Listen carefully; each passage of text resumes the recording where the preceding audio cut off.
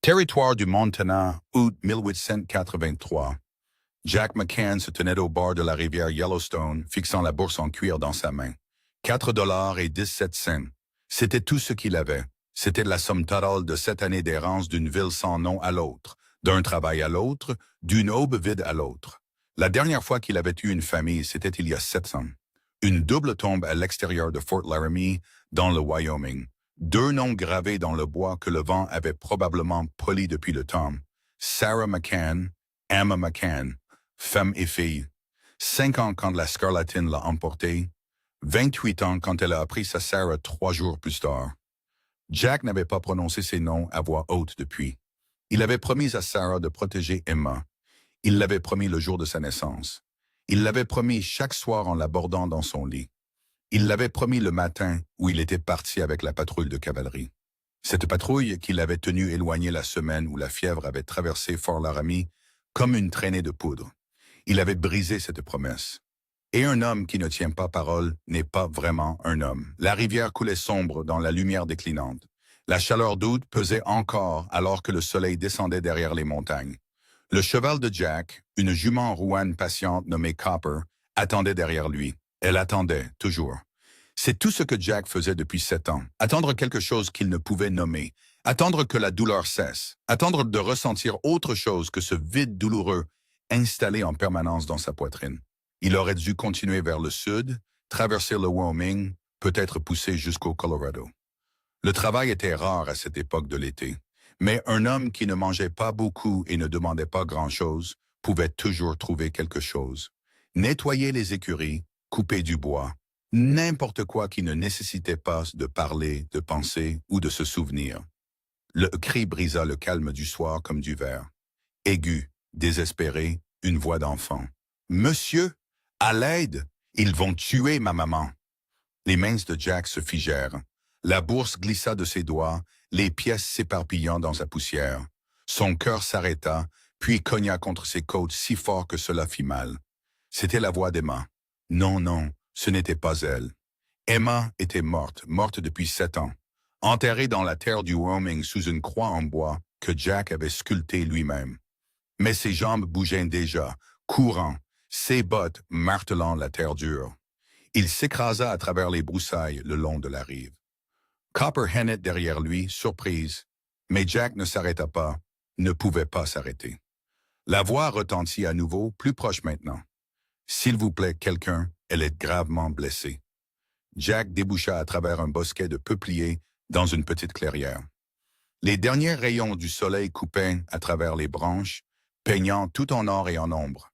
Et là, au centre de cette lumière, se trouvait un garçon, peut-être 7 ans.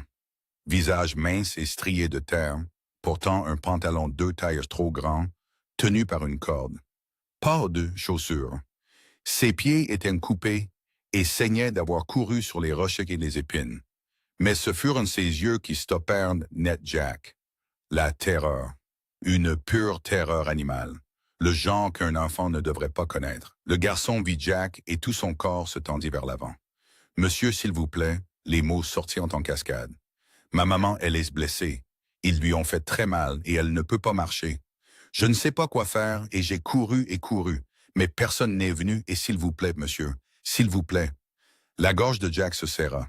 Il ne pouvait pas parler, ne pouvait pas bouger. Tout ce qu'il voyait, c'était Emma. Le dernier matin, sa petite main dans la sienne. « Papa, ne me laisse pas. Je ne me sens pas bien. Je reviendrai dans 3 jours, ma petite fille. Je le promets. » Il avait brisé cette promesse. Le garçon attrapa la main de Jack. Ses doigts s'étaient petits et collants de quelque chose de bobo. Du sang, pas le sien. « S'il vous plaît, » chuchota le garçon, « vous devez l'aider. Vous devez. » La voix de Jack sortit rauque, inutilisée. « Où? » »« Là-bas. » Le garçon pointa vers un ravin qui coupait à travers les rochers environ 50 mètres à l'est, près de la vieille piste de chariot. Elle m'a dit de courir, m'a dit de trouver de l'aide. Vous êtes la première personne que je vois en 2 heures. À quel point est-elle blessée? Vraiment mal, il y a du sang, beaucoup de sang, et elle ne se réveille pas vraiment. Combien d'hommes? Les yeux du garçon s'écarquillèrent. Vous me croyez? Jack regarda l'enfant, le sang sur ses mains, ses pieds nus et déchirés, la façon dont tout son corps tremblait. « Oui, fils, je te crois. 3 hommes, dit le garçon.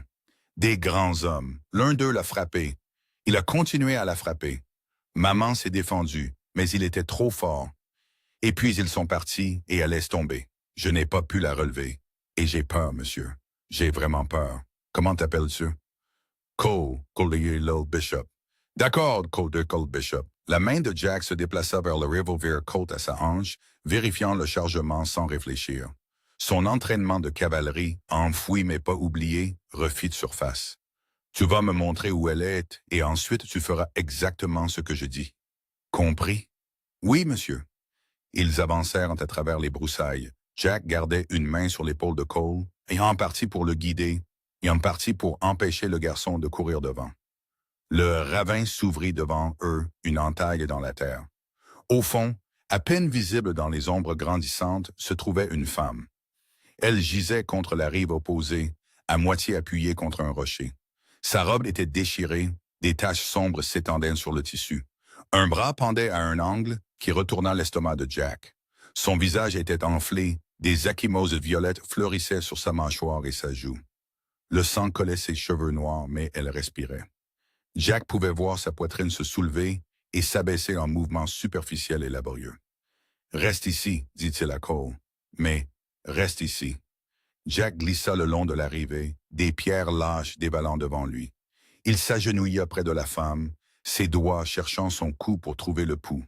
Filant, rapide, pas bon, mais vivant. Ses yeux s'ouvrirent, flous, vitreux de douleur et de choc. « Non, chuchota-t-elle. Le mot sortit pâteux. Ne pas faire confiance. Tous les hommes mentent. Tous les hommes. Madame, je ne suis pas là pour vous faire du mal. Elle essaya de le repousser avec son bras valide. L'effort lui arracha un cri, un son de pure agonie qui traversa Jack comme un couteau. « Votre garçon m'a amené, » dit Jack doucement. « Cole, il a couru 2 heures pour trouver de l'aide. C'est moi qui l'ai trouvé. » Ses yeux essayèrent de se concentrer sur son visage. Elle cherchait quelque chose. La vérité, peut-être. Ou juste un autre mensonge. « Cole, souffla-t-elle. Il est en sécurité. Juste là-haut. Mais vous êtes gravement blessée, madame. Je dois vous emmener voir un médecin. Pas de médecin. Passe de ville. Ils nous trouveront. Qui? » Elle ne répondit pas. Ses yeux se révulsèrent et elle devint molle. Jack la rattrapa avant qu'elle ne s'effondre complètement. Ses mains bougèrent par instinct, vérifiant les blessures. 3 côtes, dont au moins 2 cassées. Le bras était déboîté à l'épaule, pas cassé, mais ça ferait un mal de chien. Le pire était l'entaille le long de son flanc. Profonde, délibérée, faite par quelque chose de tranchant. Un couteau, probablement. Quelqu'un l'avait coupé. Pas dans une bagarre. C'était une punition. « Maman! » Cole dévalait la rive, ignorant l'ordre de Jack de rester sur place. Le garçon se jeta sur sa mère, attrapant sa main valide. « Maman, réveille-toi! S'il te plaît, réveille-toi! J'ai amené de l'aide, comme tu l'as dit. J'ai trouvé quelqu'un. Réveille-toi. » Jack posa une main sur l'épaule de Cole. « Elle est vivante, fils, mais elle a besoin d'un médecin. Tu connais la ville la plus proche? » « Silver Bend. » La voix de Cole tremblait. « Mais maman a dit qu'on ne peut pas aller là-bas.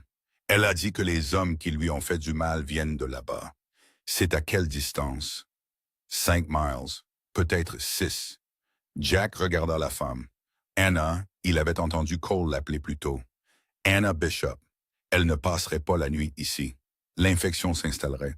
Elle avait déjà perdu trop de sang. Il devrait partir, devrait s'éloigner. Ce n'était pas son problème. Ce n'était pas son combat. Il avait appris à la dure que se soucier des gens ne menait qu'à la douleur, aux promesses brisées et aux tombes dans la terre. Mais Cole le regardait avec ses grands yeux terrifiés. Il tenait la main de sa mère comme si, en la tenant assez fort, elle ne glisserait pas. Et Jack entendit la voix d'Emma. « Papa ne me laisse pas. Il était parti. Et elle était morte seule, cherchant un père qui n'était pas là. »« D'accord, » dit Jack. Sa voix sortit plus rauque qu'il ne le voulait. « Nous allons à Silver Bend. Mais maman a dit, ta maman a besoin d'aide ou elle va mourir. » C'est la vérité, Cole. Parfois, il faut affronter le danger pour sauver ce qui compte. Jack retira son manteau cache-poussière, le plia et en fit un tampon. Il le pressa contre la blessure sur le flanc d'Anna. Elle gémit, mais ne se réveilla pas. « J'ai besoin que tu tiennes ça, dit Jack à Cole. Appuie fort. Ne relâche pas, quoi qu'il arrive, tu peux faire ça. » Le garçon hocha la tête, plaça ses petites mains sur le manteau et appuya. Jack se déplaça vers l'épaule déboîtée d'Anna. Ça allait faire mal à elle, lui faire mal à lui de le faire. Mais s'ils essayaient de la déplacer comme ça, elle entrerait dans l'état de choc. Il positionna ses mains, se cala, puis tira. L'épaule se remit en place avec un bruit sec comme une branche qui casse. Le cri d'Anna déchira le ravin. Ses yeux s'ouvrirent brusquement, fous de douleur, puis elle s'effondra à nouveau, inconsciente. Cole pleurait silencieusement, les larmes traçant des sillons propres à travers la saleté sur son visage. « Tu as bien fait, dit Jack, vraiment bien. Ta maman va s'en sortir. »« Tu m'entends? Comment vous le savez? Parce que je ne laisserai rien d'autre lui arriver. » Jack dit les mots avant d'y penser, avant de pouvoir s'arrêter. C'est une promesse.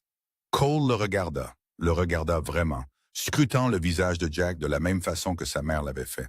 « Vous promettez? » Le mot resta suspendu dans l'air entre eux, lourd, contraignant. Jack savait ce que coûtaient les promesses, savait ce qui arrivait quand on les brisait. Mais il regarda ce garçon, cet enfant terrifié qui avait couru pieds nus à travers la nature sauvage parce que sa mère le lui avait dit. Et il ne put pas dire non, je le promets. Cole essuya ses yeux avec le dos de sa main. « D'accord, monsieur, appelle-moi Jack. »« D'accord, Jack. » Ils remontèrent en tannant sur la rive. Jack la porta, essayant d'ignorer à quel point elle était légère, à quel point elle semblait fragile dans ses bras. Trop maigre.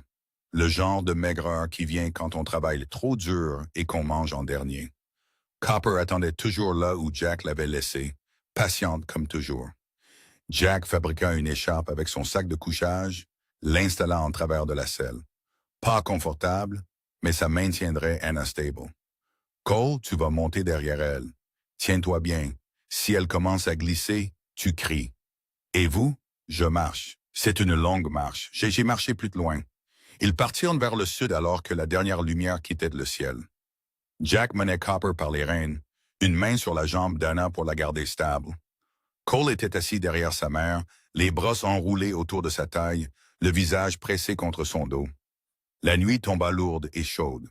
Pas encore de lune, juste des étoiles éparpillées sur du velours noir comme si quelqu'un avait jeté une poignée de diamants et oublié de les ramasser. L'esprit de Jack vagabondait pendant qu'il marchait. Territoire dangereux. Les souvenirs vivaient là, le rire de Sarah, la petite main d'Emma dans la sienne, la façon dont elle disait papa avec ce léger zozotement. Elle n'arrivait pas tout à fait à prononcer le P. Il avait tellement essayé de ne pas penser à elle, essayé de tout enterrer sous des kilomètres et du silence, et sous le genre d'épuisement qui venait du fait de ne jamais rester nulle part assez longtemps pour s'attacher. Mais la voix de Cole continuait de percer. « Jack?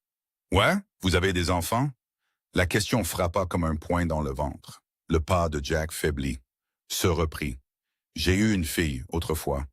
Où est-elle maintenant? » Jack resta silencieux un long moment. Juste le bruit des sabots de Copper sur la terre tassée, le grincement du cuir, la respiration laborieuse d'Anna. « Elle est morte, dit finalement Jack. Il y a longtemps. Je suis désolé. »« Moi aussi, Fils. Moi aussi. » Comment elle s'appelait? La gorge de Jack se serra. Il ne l'avait pas dit à voix haute depuis 7 ans. Il ne s'était pas autorisé. Emma. C'est un joli nom. C'était une jolie fille. Cole resta silencieux 1 minute, puis doux comme un murmure. Je parie qu'elle était courageuse aussi, comme ma maman. Les yeux de Jack brûlèrent.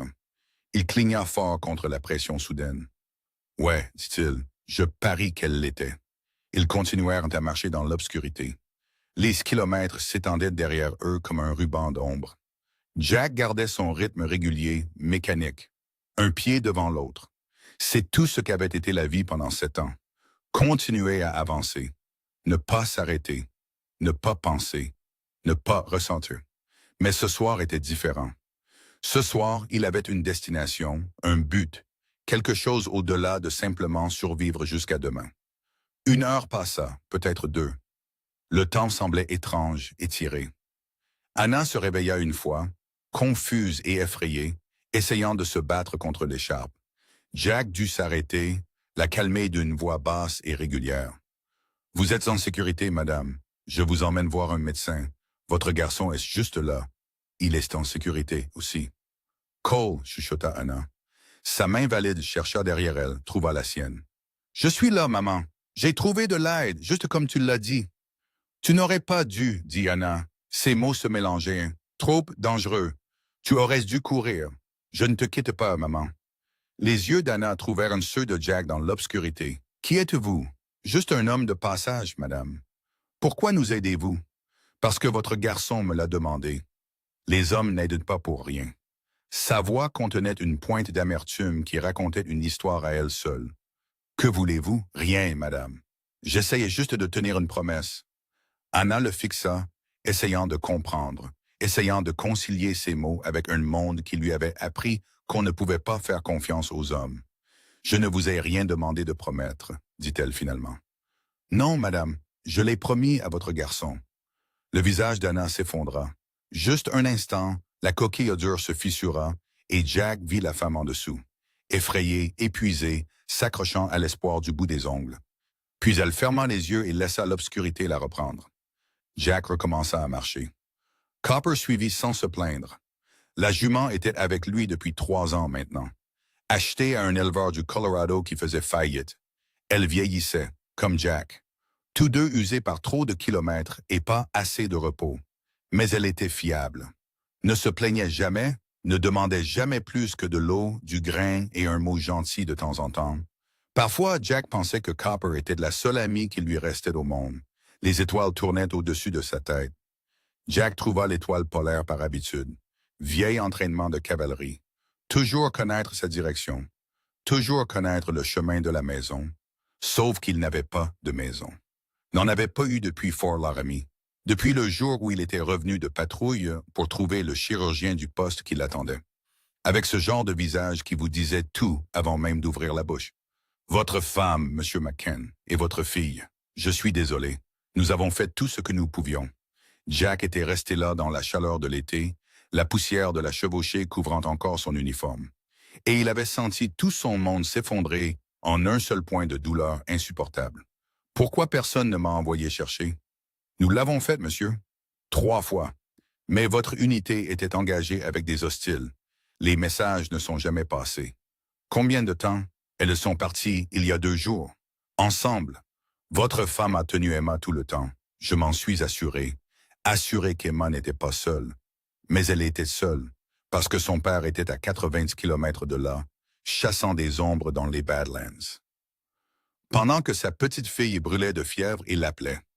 Jack secoua la tête, repoussant les souvenirs. Par là se trouvait la folie. Il l'avait appris à la dure. Passé 6 mois après les funérailles à boire jusqu'à l'oubli. Essayant de noyer la culpabilité et le chagrin dans n'importe quel whisky bon marché qu'il pouvait trouver. Ça n'avait pas marché. Rien ne marchait. La douleur devenait juste plus profonde, plus aiguë. Jusqu'au jour où il s'était réveillé dans un fossé à l'extérieur de Cheyenne et avait réalisé qu'il avait un choix. Il pouvait mourir juste là, où il pouvait se lever et continuer à avancer. Il avait choisi d'avancer, et il avançait depuis. La voix de Cole perça à nouveau. « Jack? Ouais, fils. C'est encore loin? Plus très loin maintenant. Peut-être encore 1 heure. Maman est vraiment chaude. Je peux le sentir à travers sa robe. » La mâchoire de Jack se serra. La fièvre.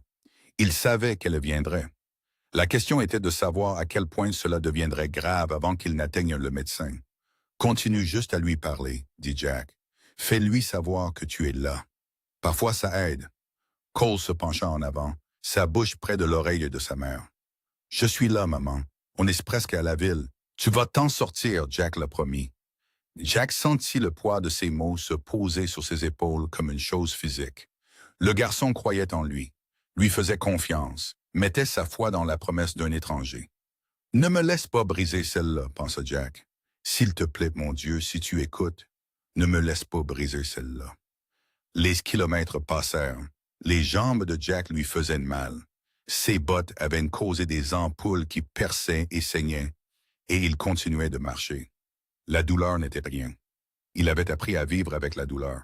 C'était le silence qu'il ne pouvait pas supporter. Les espaces vides où se trouvaient les voix autrefois. Mais ce soir, le silence était rempli par la respiration régulière de Copper, par les marmonnements fiévreux d'Anna, par les réassurances chuchotées de Cole à sa mère, par la promesse de quelque chose que Jack pensait avoir perdu pour toujours. Un but, ils franchirent une petite crête et là, étalé dans la vallée en contrebas, se trouvait Silver Bend. La lumière des lampes brillait à une douzaine de fenêtres. La ville était plus grande que Jack ne l'avait prévu. Peut-être 40 bâtiments, une vraie rue principale. Il pouvait distinguer le clocher d'une église, sombre contre les étoiles. « On est arrivé, » dit Jack. « Cole, tu es toujours avec moi? »« Oui, monsieur. Bon garçon, c'est presque fini maintenant. » Ils descendirent dans la vallée. La route devint plus définie. Des ornières de chariots coupant profondément dans la terre tassée. Quelqu'un avait mis des efforts dans cette route. Cela signifiait du commerce, de l'argent. Le genre de ville qui pouvait soutenir une exploitation forestière. Le genre de ville où un homme comme Nathaniel Stone pouvait bâtir un empire. La main de Jack dériva vers le Colt à sa hanche, vieille habitude. Quand on entrait dans le territoire inconnu, on arrivait prêt pour les ennuis, surtout quand on transportait la blessée de quelqu'un d'autre. Ils atteignirent la lisière de la ville juste avant minuit. La plupart des bâtiments étaient sombres. Quelques lampes à huile brûlaient aux fenêtres. Le saloon au bout de la rue montrait encore de la lumière, et le faible son d'un piano dérivait dans l'air nocturne. Jack s'arrêta, étudia la disposition, toujours connaître ses sorties, toujours connaître le terrain. « Où est le médecin? » demanda-t-il à Cole. « Au bout de la rue. Maison blanche avec des volets de fer. On ne peut pas la manquer. » « Il y a une loi dans cette ville? »« Il y a un shérif. » La voix de Cole se tendit. « Il s'appelle Daniels, mais c'est un ami de M. Stone. Ami avec les hommes qui ont fait du mal à maman. Elle a dit qu'on ne peut pas lui faire confiance. » Jack enregistra l'information. Je m'en doutais. Quelqu'un d'autre dont on devrait s'inquiéter? M. Stone a des hommes. Beaucoup. Ils travaillent à la scierie, pour la plupart. Mais certains d'entre eux, ils font d'autres choses. De mauvaises choses. Comme quoi? Cole resta silencieux un moment, comme s'assurer que les gens font ce que M. Stone veut. Comme s'assurer que personne ne répond, ou ne pose de questions, ou n'essaye de partir. Les yeux de Jack se plissèrent. Tu parles de gros bras, d'hommes de main. Je ne sais pas ce que ça veut dire. Ça veut dire que ton Monsieur Stone dirige cette ville comme son propre royaume privé. Et les hommes comme ça n'aiment pas voir leur propriété s'en aller. Maman n'est pas une propriété. Non, fils, elle ne l'est pas. Mais j'ai le sentiment que Monsieur Stone voit les choses différemment. Ils descendirent dans la rue principale. Quelques rideaux bougèrent à leur passage. Les petites villes remarquaient les étrangers. Surtout les étrangers transportant des femmes blessées au milieu de la nuit. Jack gardait ses yeux en mouvement, cataloguant tout. L'épicerie générale avec des barreaux de fer aux fenêtres. Le bureau des terres, sombre et fermé. L'hôtel, 2 étages avec un porche couvert. L'écurie à l'extrémité nord, assez grande pour 20 chevaux. Et à l'extrémité sud, en retrait de la rue derrière une clôture blanche, la maison du médecin. Bardage blanc, volet de verre. Une lampe brûlant à la fenêtre avant. De la fumée s'élevant de la cheminée malgré la chaleur de l'été. Quelqu'un était à la maison. Quelqu'un était réveillé. Jack attacha Copper au poteau d'attelage et souleva Anna de la selle. Elle était complètement inconsciente maintenant. Sa respiration était devenue superficielle, rapide. La fièvre la brûlait comme une traînée de poudre. Il la porta en haut des marches. Cole courut devant, frappa à la porte, 3 coups secs qui résonnèrent dans sa rue calme. 1 minute passa. Puis des pas à l'intérieur, lourds, délibérés. Pas en courant, mais pas lente non plus. La porte s'ouvrit pour révéler une femme vers la fin de la cinquantaine. Cheveux gris tirés en un chignon sévère, yeux perçants derrière des lunettes à monture métallique. Elle portait une robe en coton pratique, manches retroussées jusqu'au coude. Dans une main, elle tenait une lampe à huile. Dans l'autre, un petit revolver pointé directement sur la poitrine de Jack. Ses yeux allèrent de Jack à Anna, puis à Cole. Tout de suite professionnel. « Amenez-la à l'intérieur », dit la femme rapidement. À l'intérieur, la maison sentait le phénol et les herbes séchées. Propre, organisé. Le genre de propre qui venait d'années de pratique médicale. La femme les mena à travers un salon avant et dans une pièce arrière convertie en salle de chirurgie. Une table étroite se tenait sous 2 grandes lampes à huile. Des armoires bordaient les murs, remplies de bouteilles et d'instruments. Chaque chose à sa place. Tout était prêt. Posez-la doucement. Jack allongea Anna sur la table, recula. Ses mains tremblaient. Il les serra en poing, les força à s'immobiliser. La femme bougeait déjà, ses mains vérifiant le pouls, la respiration, les pupilles. Ses doigts sont dans les côtes, l'épaule, la blessure sur le flanc d'Anna. Ses mouvements étaient efficaces, pratiqués. Elle avait déjà fait ça, de nombreuses fois. 3 côtes stressées, épaules déboîtées déjà remises, lacération profonde au côté droit. Saignement interne possible, dit la femme. Plus pour elle-même que pour Jack. Quand est-ce arrivé? Il y a 3, 4 heures, dit Jack. Peut-être plus. Vous avez remis l'épaule? Oui, madame. La femme lui jeta un coup d'œil. Ancien militaire, éclaireur de cavalerie. Elle hocha la tête comme si cela expliquait tout. Puis son attention retourna à Anna. Elle commença à découper la robe déchirée, exposant les blessures. Hall émit un petit son, un gémissement qui traversa directement le cœur de Jack. Jack tira le garçon contre son flanc, le détourna de la table. « Tu n'as pas besoin de voir ça, fils, mais ta maman est entre de bonnes mains maintenant. La meilleure chose que tu puisses faire est de laisser le médecin travailler. » La femme leva les yeux. « Dr. Margaret Harrison. La plupart des gens m'appellent Doc Maggie. Et vous êtes Jack McCann. Eh bien, Monsieur McCann, j'ai besoin que vous emmeniez le garçon devant. Il y a une pompe dans la cour. Nettoyez-le. Nettoyez-vous vous-même. Vous avez tous les deux l'air d'être revenus de l'enfer.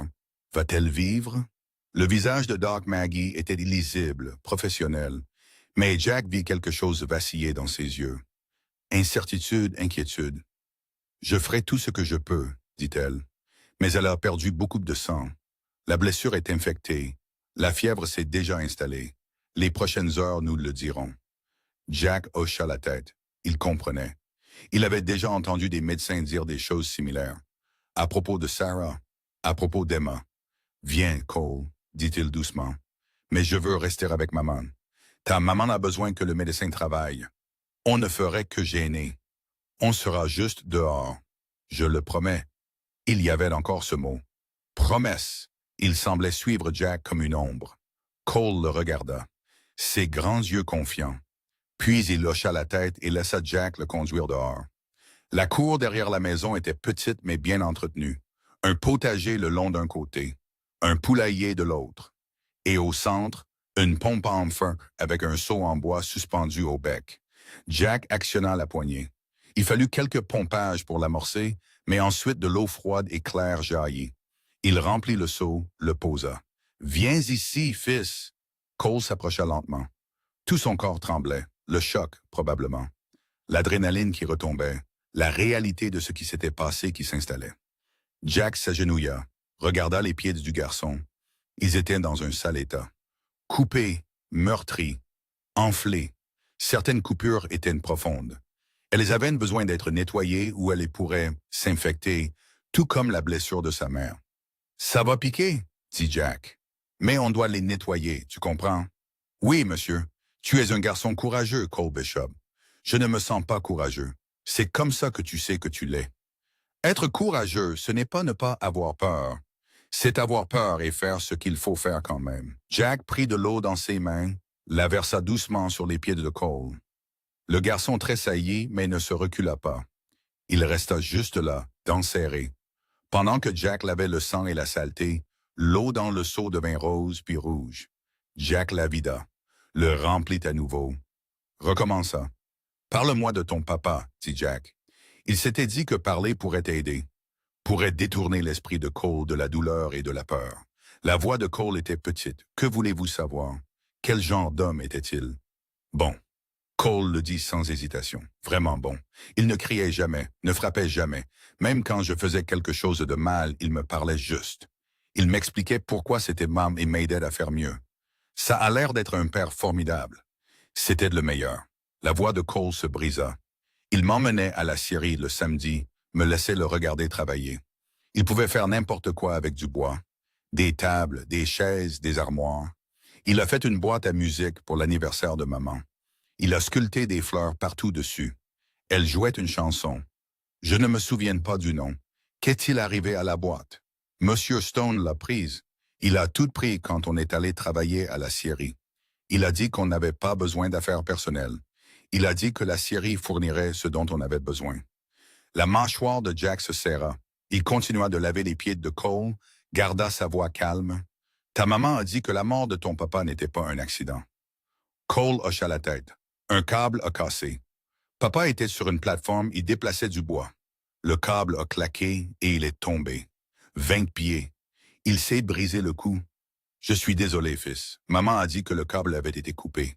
Elle a dit qu'elle avait vu les marques. Mais quand elle a essayé de le dire au shérif, il a dit qu'elle était juste bouleversée. Il a dit que les accidents arrivent. Il a dit que la scierie était dangereuse et que papa connaissait les risques. Tu crois que le câble a été coupé? Cole regarda Jack, mortellement sérieux. Papa vérifiait chaque câble 2 fois. À chaque fois, il était vraiment prudent. Il n'aurait pas utilisé un mauvais câble. Jamais. Donc quelqu'un l'a coupé. C'est ce que maman pense. Pourquoi? Cole haussa les épaules. Maman a dit que M. Stone voulait que papa fasse quelque chose, une sorte de paperasse. Mais papa a dit non. Il a dit que ce n'était pas juste. Ils ont eu une grosse dispute à ce sujet. Puis 1 semaine plus tard, papa est mort. Jack s'assit sur ses talons. Les pièces commençaient à s'assembler. Un baron du bois avec des pratiques commerciales douteuses. Un charpentier qualifié qui refusait de coopérer. Un accident commode. Une veuve forcée à la servitude pour payer une dette fabriquée. C'était une vieille histoire. Les forts s'attaquant aux faibles. Les puissants écrasant quiconque se dressait contre eux. Jack avait vu ça pendant la guerre. Vu ça dans chaque ville qu'il avait traversée depuis. Des hommes comme Nathaniel Stone bâtissaient des empires sur le dos de gens qui n'avaient aucun pouvoir pour se battre. Mais cette fois, ces gens avaient Jack McCann, et Jack avait fait une promesse. « Tes pieds sont propres, dit-il. Occupons-nous du reste de ta personne. » Il aida Cole à se laver les mains, le visage, les bras. Le garçon était couvert de sang séché, la plupart venant de sa mère. Et il fallut 3 seaux d'eau avant que Cole ne ressemble à nouveau à un enfant, au lieu d'une victime de guerre. Jack se lava ensuite, visage, mains, bras. L'eau devint sombre de terre, de sang et de sueur. Quand il eut fini, il se sentit presque humain à nouveau. Il s'assirent sur les marches arrière, attendant. La lampe de la chirurgie brillait à travers la fenêtre. Jack pouvait voir l'ombre de Doc Magee aller et venir, travaillant, se battant. « Depuis combien de temps vous chevauchez? » demanda Cole. « Quoi? Vous avez dit que vous étiez de la cavalerie? Combien de temps? 8 ans. Engagé en 75. Sorti en 83. Pourquoi êtes-vous parti? » Jack resta silencieux un moment. Parce que la guerre était finie et que je n'avais rien pour rentrer à la maison. À cause d'Emma. Ouais, à cause d'Emma. Cole s'appuya contre le flanc de Jack, s'installa juste là, petit, chaud et confiant. Le bras de Jack remonta automatiquement, s'enroula autour des épaules du garçon. Ils restèrent assis comme ça longtemps, sans parler, juste être là. La porte s'ouvrit. Doc Magee se tenait là, à contre-jour de la lampe. Ses manches étaient trempées de sang. Son visage était fatigué. Mais quand elle parla, sa voix était stable. Elle est stable. Pour l'instant. Jack et Cole furent sur leurs pieds instantanément. J'ai nettoyé et recousu la blessure, continua Doc Magee. Remis les côtes du mieux que je pouvais. Elle a de la fièvre. C'est le vrai danger maintenant. Les prochaines 24 heures diront si l'infection prend le dessus ou si son corps peut la combattre. On peut te la voir. La voix de Cole était désespérée. Elle dort. C'est la meilleure chose pour elle en ce moment. Mais tu peux t'asseoir avec elle si tu es silencieux. Cole regarda Jack, demandant la permission sans mot. « Vas-y, dit Jack. Je serai juste ici. » Le garçon disparut à l'intérieur. Doc Magee sortit sur le porche, ferma la porte derrière elle. Elle sortit un mouchoir, essuya le sang de ses mains. « Elle a déjà été battue, dit doucement Doc Magee. Je peux voir de vieilles ecchymoses, de vieilles fractures qui ont mal guéri. Ce n'était pas la première fois que quelqu'un lui faisait du mal. Les mains de Jack se serrèrent en un poing. La blessure au couteau est délibérée, précise. Quelqu'un savait exactement ce qu'il faisait. Couper assez profond pour faire mal, pour marquer, mais pas assez profond pour tuer immédiatement. C'était un message. Quel genre de message? Le genre qui dit « tu m'appartiens » et si tu essaies de partir encore, ce sera pire. Jack resta silencieux un moment. Puis, « Connaissez-vous Nathaniel Stone ?» L'expression de Doc Maggie se durcit. Tout le monde connaît Nathaniel Stone. Quel genre d'homme est-ce? Le genre qui possède cette ville. Le genre qui possède la scierie. La terreur. Les droits forestiers sur 80 kilomètres dans toutes les directions. Le genre qui possède le shérif, le maire, probablement la moitié des juges du comté aussi. Et le genre qui bat les femmes qui essaient de partir? Doc Maggie regarda Jack. Le regarda vraiment. Le mesurant. Je pratique la médecine à Silver Bend depuis 8 ans, dit-elle. Pendant ce temps, j'ai soigné 11 femmes avec des blessures tout comme celle d'Anna. Coupures, ecchymoses, os brisés. Toutes travaillaient pour Stone. Toutes ont essayé de partir. Toutes ont été ramenées et on en a fait un exemple. Qu'est-il arrivé à ces femmes? Certaines sont retournées travailler. Certaines ont disparu. L'une est morte de ses blessures. La voix de Doc Maggie était plate, contrôlée, et à chaque fois le shérif a conclu à un accident ou à une automutilation, ou n'a tout simplement pas enquêté du tout. Donc Stone dirige tout. Stone est tout. Cette ville existe grâce à la scierie. La scierie existe grâce à Stone. Vous croisez Stone, vous croisez toute la ville. Et vous, je suis médecin. Je prête serment. J'aide quiconque en a besoin, peu importe qui ils sont ou qui ils ont croisé. Stone me laisse tranquille parce qu'il sait que les gens ont besoin d'un médecin, même ses propres hommes. Mais vous n'aimez pas ça. Doc Maggie sourit. Fin. 2. Je méprise ça.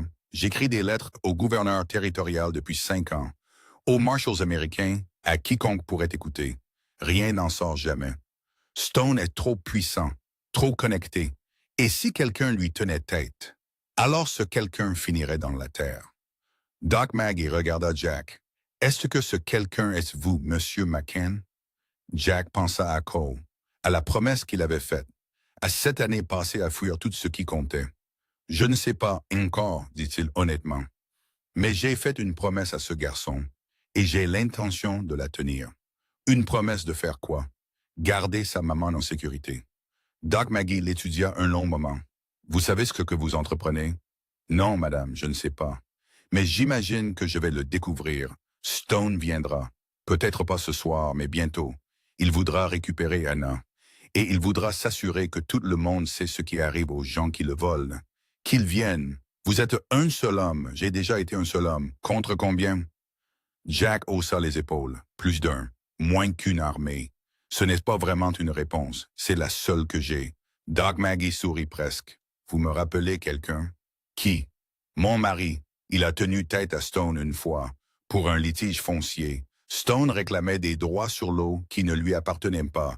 Mon mari a contesté et porté l'affaire au tribunal. Que s'est-il passé? Il est mort 2 semaines avant le procès. Son cheval l'a désarçonné alors qu'il rentrait de la ville. Il s'est brisé le cou. La voix de Doc Maggie ne trembla pas, mais ses yeux disaient la vérité. La selle avait été coupée, la sangle. Quelqu'un voulait qu'il tombe de ce cheval. Jack sentit quelque chose de froid s'installer dans son ventre. Je suis désolé. Ne soyez pas désolé. Soyez intelligent. Stone ne se bat pas à la loyale. Il ne se bat pas à découvert. Il utilise des intermédiaires, utilise la loi, utilise des accidents qui n'en sont pas. Si vous voulez vous dresser contre lui, vous devez être prêt pour ça. Je garderai ça à l'esprit. Il y a une grange derrière, du foin et des couvertures. Vous pouvez dormir là ce soir. Demain, on verra ce qui vient ensuite. Merci, docteur. Ne me remerciez pas encore. On ne sait pas si Anna passera la nuit. Et même si elle le fait, Stone est toujours là dehors, a toujours tout le pouvoir, possède toujours cette villa. Peut-être, dit Jack.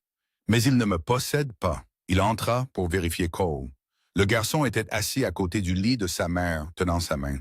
Anna était pâle et immobile, respirant à peine, mais elle était vivante.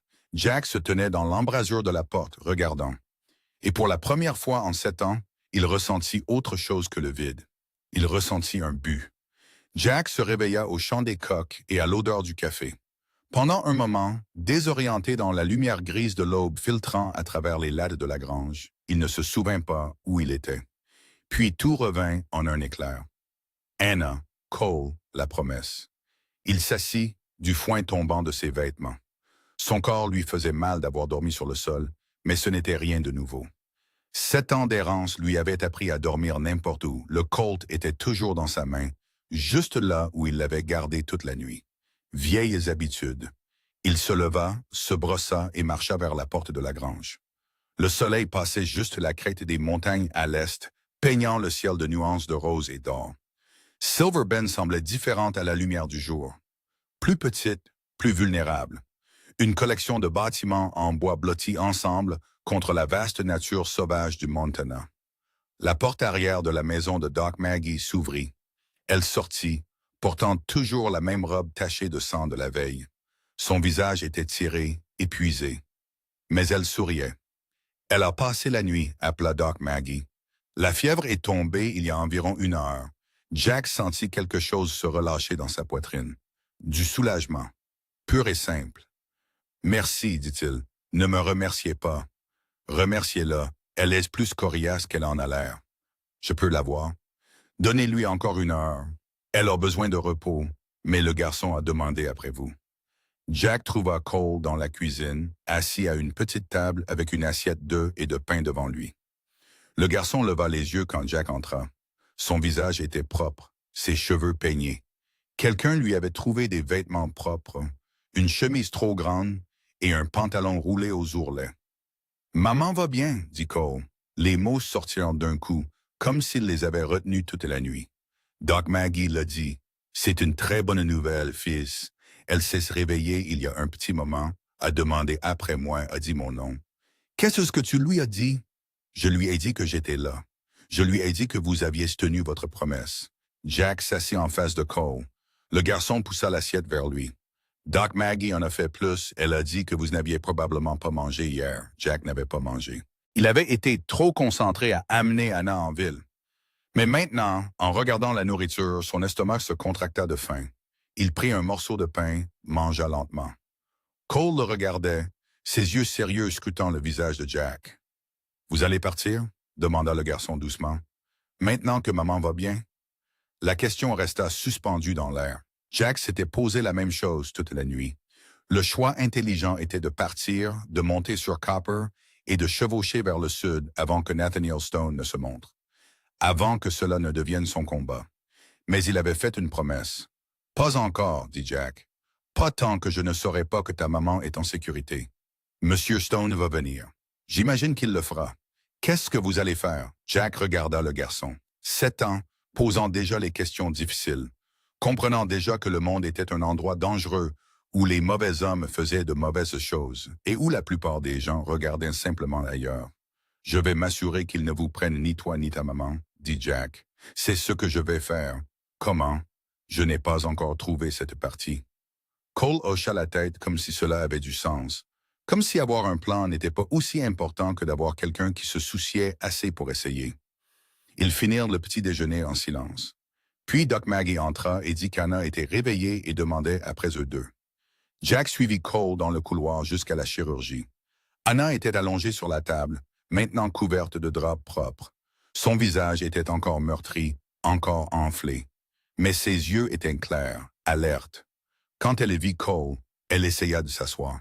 « Ne fais pas ça, » dit Doc Maggie sèchement. « Tu vas déchirer les poings. » Anna se rassit. Cole courut à ses côtés, attrapa sa main. « Je vais bien, maman. Je vais bien. Je sais, bébé. » La voix d'Anna était rauque, faible, mais stable. « Tu as été si bon, si courageux. » Ses yeux trouvèrent Jack, debout dans l'embrasure de la porte, regardant. « Vous, dit-elle, vous êtes réel. »« Oui, madame. Je pensais peut-être que je vous avais rêvé, pensais peut-être que je mourrais et que mon esprit vous avait inventé. Je suis assez réel. » Anna l'étudia, le regarda vraiment, comme si elle essayait de comprendre quel genre d'homme aiderait un étranger sans autre raison que la supplique désespérée d'un enfant. « Cole dit que vous avez promis de me garder en sécurité. » « C'est exact. Pourquoi? » Jack resta silencieux un moment. « Parce que j'ai brisé une promesse une fois. Ça m'a coûté tout ce qui comptait. Je n'ai pas l'intention de recommencer. » L'expression d'Anna s'adoucit. Juste une fraction. La coquille dure qu'elle avait construite autour d'elle se fissurait. Vous ne nous devez rien, dit-elle. Je sais. Alors pourquoi êtes-vous encore là? Parce que votre garçon croit aux promesses. Et parce que j'imagine que si je pars maintenant, je passerai le reste de ma vie à souhaiter ne pas l'avoir fait. Anna regarda Cole puis revint à Jack. Quelque chose passa entre eux. De la compréhension, peut-être. Ou juste la reconnaissance qu'ils étaient tous deux des gens brisés essayant de bien faire pour un enfant qui méritait mieux que ce qu'il avait reçu. Monsieur Stone viendra pour moi, dit Anna. Il ne laisse pas tomber les choses. Je m'en doutais. Il a du pouvoir, de l'argent, la loi dans sa poche, je sais. Alors quel est votre plan? Je n'en ai pas encore, mais j'y travaille. Ce n'est pas très rassurant. Non, madame, je suppose que ça ne l'est pas. Doc Maggie s'avança. Anna a besoin de repos. Vous deux pourrez visiter plus tard. Pour l'instant, elle a besoin de guérir. Jack hocha la tête. Il commença à partir, mais la voix d'Anna l'arrêta. Monsieur McCann, il se tourna. Merci d'avoir couru, de ne pas avoir posé de questions, d'avoir tenu votre parole. Jack inclina la tête, ne sachant pas quoi dire. Les mots n'avaient jamais été son fort. Il quitta la pièce. Cole le suivit dans le couloir. « Et maintenant, » demanda le garçon, « maintenant, je dois trouver quelqu'un qui peut me parler de Nathaniel Stone, quelqu'un qui pourrait être prêt à aider. » Doc Maggie a dit que la plupart des gens ont trop peur. La plupart, acquiesça Jack. Mais pas tous. Il y a toujours quelqu'un. Quelqu'un qui a été assez blessé ou assez en colère ou juste assez fatigué d'avoir peur. Comment vous les trouvez? Tu demandes autour de toi, prudemment. Tu vois qui te regarde dans les yeux quand le nom de Stone est mentionné et qui regarde ailleurs. Je peux revenir? Non, tu restes ici avec ta maman. Mais je veux aider. Tu aides. En étant ici. En étant en sécurité. C'est ce dont ta maman a besoin en ce moment. Cole eut l'air de vouloir argumenter, mais il hocha la tête à la place. D'accord. Jack sortit sur le porche avant. La rue s'animait. Les gens vaquaient à leurs occupations. Un chariot passa en cliquetant. Deux femmes avec des paniers de course marchaient de l'autre côté, têtes rapprochées, discutant. Jack étudia la ville, la regarda vraiment. Maintenant, à la lumière du jour, il pouvait voir la structure. La scierie dominait l'extrémité nord, massive, 3 étages de haut, avec des cheminées qui s'étendaient vers le ciel. Même d'ici, Jack pouvait entendre le hurlement des scies coupant à travers le bois. Le reste de la ville s'étalait depuis la scierie comme des ondulations dans un étang. Les commerces qui servaient des travailleurs, les maisons qui les abritaient, tout était connecté à cette unique source d'emploi, le royaume de Nathaniel Stone. Un homme se tenait de l'autre côté de la rue, appuyé contre un poteau, regardant. Il était grand, large d'épaules, portant un gilet et un chapeau à bord plat. Sa main reposait sur la crosse d'un pistolet dans son étui. Il ne se cachait pas. N'essayait pas d'être subtil. Il regardait juste. Jack croisa son regard, le soutint. Aucun des deux hommes ne détourna les yeux. Puis l'homme sourit, lent, prédateur, comme un loup qui venait de repérer une proie. Il se décolla du poteau et s'éloigna, décontracté, prenant son temps. En mentant. La main de Jack dériva vers son Colt. Il ne dégaina pas, n'en avait pas besoin. Mais le message était clair. « Je te vois ». Il descendit les marches et se dirigea vers le centre de la ville, vers l'épicerie générale. Les gens le remarquaient, difficile de ne pas le faire.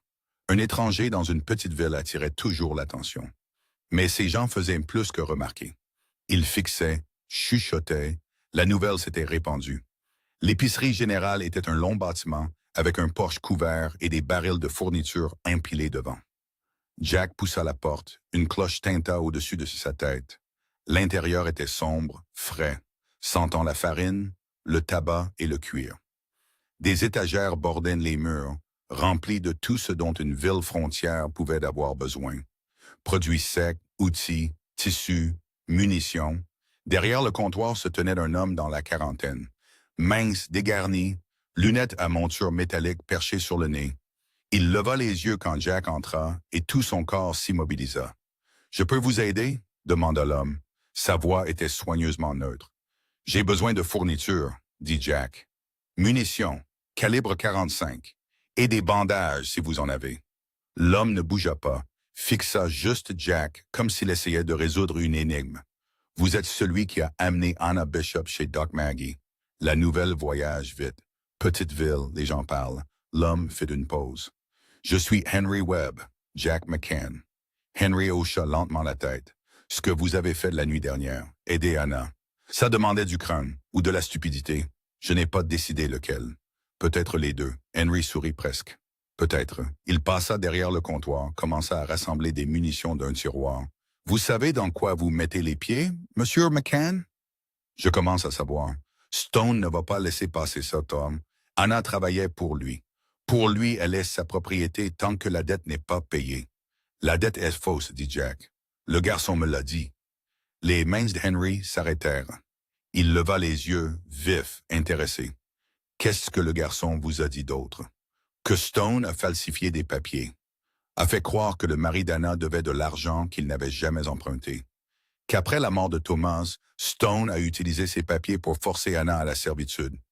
Henry resta silencieux un long moment. Puis il posa les munitions sur le comptoir, aligna les boîtes avec une précision soigneuse. Ma femme travaillait pour Stone, dit Henry doucement. 3 ans. Même arrangement. Dette que nous ne devions jamais. Papier que nous n'avions jamais signé. J'ai essayé de me battre. Essayé d'aller voir le shérif, le maire. Quiconque voulait écouter. Que s'est-il passé? Rien. Voilà ce qui s'est passé. Rien. Parce que Stone les possède tous. La loi, les tribunaux, la terreur. Tout. Et votre femme? Elle est ici, à l'étage. Elle a trop peur pour quitter la maison depuis 2 ans. La voix d'Henry se brisa. Elle ne peut pas dormir, ne peut pas manger correctement, sursaute au moindre bruit. Ce qu'ils lui ont fait dans cette scierie, ce qu'elle a dû endurer. Il ne finit pas, n'en avait pas besoin. Jack sentit la rage monter dans sa poitrine. Froide, contrôlée. Le genre de colère qui ne brûle pas fort mais s'installe profondément et reste. « Combien d'autres? » demanda-t-il. Henry le regarda vraiment. Mesurant, décidant. 6 familles que je connaisse. Peut-être plus. Toute la même histoire. Fausses dettes, travail forcé. Quiconque essaie de partir est blessé ou disparaît. Des noms, dit Jack. J'ai besoin de noms. Henry hésita. Vous comprenez ce que vous demandez? Ces gens ont peur. Ils ont été écrasés pendant des années. Ils ne vont pas se lever juste parce qu'un étranger arrive en ville. Peut-être pas. Mais j'ai l'intention d'essayer. Henry sortit un morceau de papier, écrivit lentement, soigneusement. Quand il eut fini, il le glissa sur le comptoir. Ruth Carver a perdu son mari il y a 2 ans. Accident de scierie. Tout comme Thomas Bishop. Elle a 3 enfants. Travaille comme couturière maintenant. Vit au-dessus du magasin de vêtements. Jonas Kane, un grand homme, ce Hakan, était bûcheron. Stone l'a accusé de voler du bois. L'a fait battre si fort qu'il ne peut plus utiliser son bras droit. Fait des petits boulots en ville. Martha et William Hayes ont perdu leur ferme. Stone a prétendu qu'ils deviennent des arriérés d'impôts. A pris la terre. Maintenant, ils travaillent à l'hôtel. Henry fit une pause. Il y en a plus, mais ce sont ceux qui pourraient parler. Pourraient. Jack plia le papier, le mit dans sa poche. Merci. Ne me remerciez pas encore. Parler est une chose. Tenir tête à Stone en est une autre. Et si vous poussez ça, si vous essayez vraiment de le combattre, des gens vont être blessés. Les gens sont déjà blessés. Ouais. La voix d'Henry était amère. Ils le sont. Jack paya les munitions et les bandages, ressortit dans la lumière du soleil. La rue était plus animée maintenant. Milieu de matinée. Les gens allaient et venaient, essayant de survivre dans une ville contrôlée par un homme qui les voyait comme des ressources à utiliser et à jeter. Il trouva le magasin de vêtements 2 bâtiments plus loin. Une vitrine étroite avec des échantillons de tissu suspendus à la fenêtre. Il monta l'escalier extérieur jusqu'au 2e étage et frappa. Des pas à l'intérieur, légers, hésitants. Qui est-ce? Une voix de femme de femme prudente, je m'appelle Jack McCann. Henry Webb m'envoie. La porte s'entr'ouvrit. Une femme jeta un coup d'œil. Peut-être 35 ans, cheveux noirs striés de gris, des yeux qui en avaient trop vu et faisaient trop peu confiance. Que voulez-vous? Parlez. De Nathaniel Stone. La porte commença à se fermer. S'il vous plaît, dit Jack. C'est à propos d'Anna Bishop. La porte s'arrêta, s'ouvrit un peu plus large. Anna est-elle vivante? Oui, madame. Elle est chez Doc Maggie, gravement blessée Et ça, pas mal, mais elle va s'en sortir. Les yeux de la femme s'emplirent de larmes. Dieu merci. Quand j'ai entendu qu'elle avait fui, j'ai cru que Stone la tuerait pour sûr. Il a essayé. Ruth Carver étudia Jack. Qu'est-ce que Cana est pour vous? Rien. J'étais juste là quand son garçon est arrivé en courant. J'ai fait la promesse d'aider. Et vous la tenez? J'essaye. Ruth ouvrit la porte entièrement, recula. Entrez, alors. L'appartement était petit, une pièce divisée par un rideau. 3 enfants étaient assis à une table, faisant leurs devoirs. Ils levèrent les yeux quand Jack entra. Grands yeux, méfiants. Continuez à travailler, leur dit doucement Ruth. Ça ne sera pas long. Elle mena Jack dans un coin. Parla à voix basse. Que voulez-vous de moi? Des informations sur Stone. Sur comment il opère. Pourquoi? Parce que j'ai l'intention de l'arrêter. Ruth rit. Sec. Amer. Vous et quelle armée? Juste moi. Vous êtes sérieux? Oui, madame. Ruth secoua la tête. Vous allez vous faire tuer, et probablement Anna aussi, et quiconque assez stupide pour vous aider. Peut-être. Mais quelle est l'alternative? Laisser Stone continuer ce qu'il fait? Le laisser blesser plus de gens? Prendre plus de familles? C'est comme ça que ça a toujours été. Ça ne veut pas dire que c'est comme ça que ça doit être. Ruth resta silencieuse un moment. Regarda ses enfants, l'appartement exigu, la vie que Stone lui avait imposée. Mon mari était un homme bon, dit-elle finalement. Travaillait à la scierie, honnête travailleur. Un jour, un câble a cassé. Il est tombé de 30 pieds, s'est brisé le dos. Il est mort 3 jours plus tard dans l'agonie. Je suis désolé. Stone a dit que c'était un accident. A payé les funérailles. A même donné 50 $ pour les enfants. Si généreux, si gentil. La voix de Ruth dégoulinait de sarcasme. Puis 2 mois plus tard, il s'est présenté avec des papiers, a dit que mon mari avait emprunté de l'argent. 300 $. A dit que je devais rembourser. Votre mari a-t-il emprunté de l'argent? Jamais. Nous vivions simplement. Économisions ce que nous pouvions. Thomas n'a jamais emprunté un centime de sa vie. Mais Stone avait des papiers avec la signature de mon mari. Signature parfaite. Comme s'il l'avait pratiquée. Jack sentit les pièces s'emboîter, le motif devenir clair. Stone ciblait les hommes qui ne coopéraient pas, causaient des accidents. Puis utilisait des dettes falsifiées pour asservir leur veuve. C'était systématique, calculé. Diabolique. Qu'est-il arrivé au câble? Demanda Jack. Celui qui a cassé. Disparu, le jour après l'accident. J'ai essayé de le trouver. Je voulais voir par moi-même, mais il n'était plus là. Stone a dit qu'il avait été jeté. Protocole de sécurité. Pratique. Très. Jack sortit le papier que Henry lui avait donné. Combien d'autres? Ruth regarda les noms. Jonas, Martha et William. Les Hayes ont perdu leur ferme pour des arriérés d'impôts qu'ils avaient déjà payés. Stone l'a acheté aux enchères, pour des centimes. Et Jonas? Battu à mort ou presque. Stone l'a accusé de voler du bois. Pas de preuves, pas de procès. Juste 3 hommes avec des gourdins qui lui ont brisé le bras à 4 endroits. Maintenant, il peut à peine travailler, peut à peine se nourrir. Où puis-je le trouver? Il vit dans une cabane derrière l'écurie. Mais il ne vous aidera pas. Il est trop brisé. Peut-être. Mais je dois essayer. Ruth regarda Jack un long moment. Vous pensez vraiment que vous pouvez arrêter Stone? Je ne sais pas. Mais je sais que je ne peux pas partir. Pas après avoir fait une promesse à un garçon de 7 ans qui croit en moi. L'expression de Ruth s'adoucit. Juste un peu. Ce garçon, Cole, c'est un enfant doux. Il venait parfois à la cuisine de la scierie avec sa mère. Disait toujours s'il vous plaît et merci. Aidait toujours à nettoyer. C'est la raison pour laquelle je suis ici. Alors vous êtes un homme meilleur que la plupart. Ruth fit une pause. Si vous êtes sérieux à ce sujet, vous devez savoir quelque chose. Quoi? Stone ne se bat pas à la loyale. Il utilise la loi, utilise son argent. Et quand ça ne marche pas, il utilise la peur. Il menacera votre famille, vos amis, quiconque à qui vous tenez. Je n'ai pas de famille, pas d'amis. Tout le monde a quelque chose à quoi il tient, Monsieur McCann, et Stone le trouvera. Jack pensa à Cole, à la promesse, à la façon dont le garçon l'avait regardé avec une confiance absolue. Qu'il essaye, dit Jack. Il quitta l'appartement de Ruth et trouva l'écurie à l'extrémité nord de la ville. Une grande grange avec un corral à l'arrière. Des chevaux bougeaient à l'ombre, chassant les mouches avec leur queue. Derrière la grange se trouvait une structure plus petite, à peine plus qu'une cabane, penchée, usée par le temps.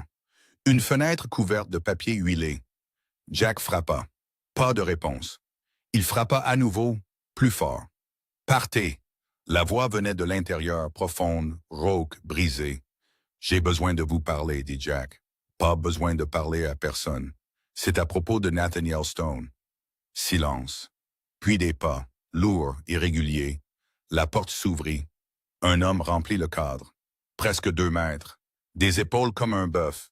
Mais son bras droit pendait inutile à son côté, tordu à un angle non naturel. Son visage était marqué de cicatrices, un œil voilé, l'autre fixé sur Jack avec quelque chose entre la suspicion et le désespoir. « Qui êtes-vous? » Jack McCann. « Connais pas. J'ai aidé Anna Bishop la nuit dernière. Je l'ai amenée chez Doc Maggie. » L'expression de Jonas changea, se modifia. « Anna? Elle est vivante? »« Ouais. » « Les hommes de Stone? »« Ouais. » Jonas hocha lentement la tête. Je me doutais qu'il l'attraperait un jour. Stone ne laisse personne partir. Je vais changer ça. Jonas rit. Pas d'humour là-dedans.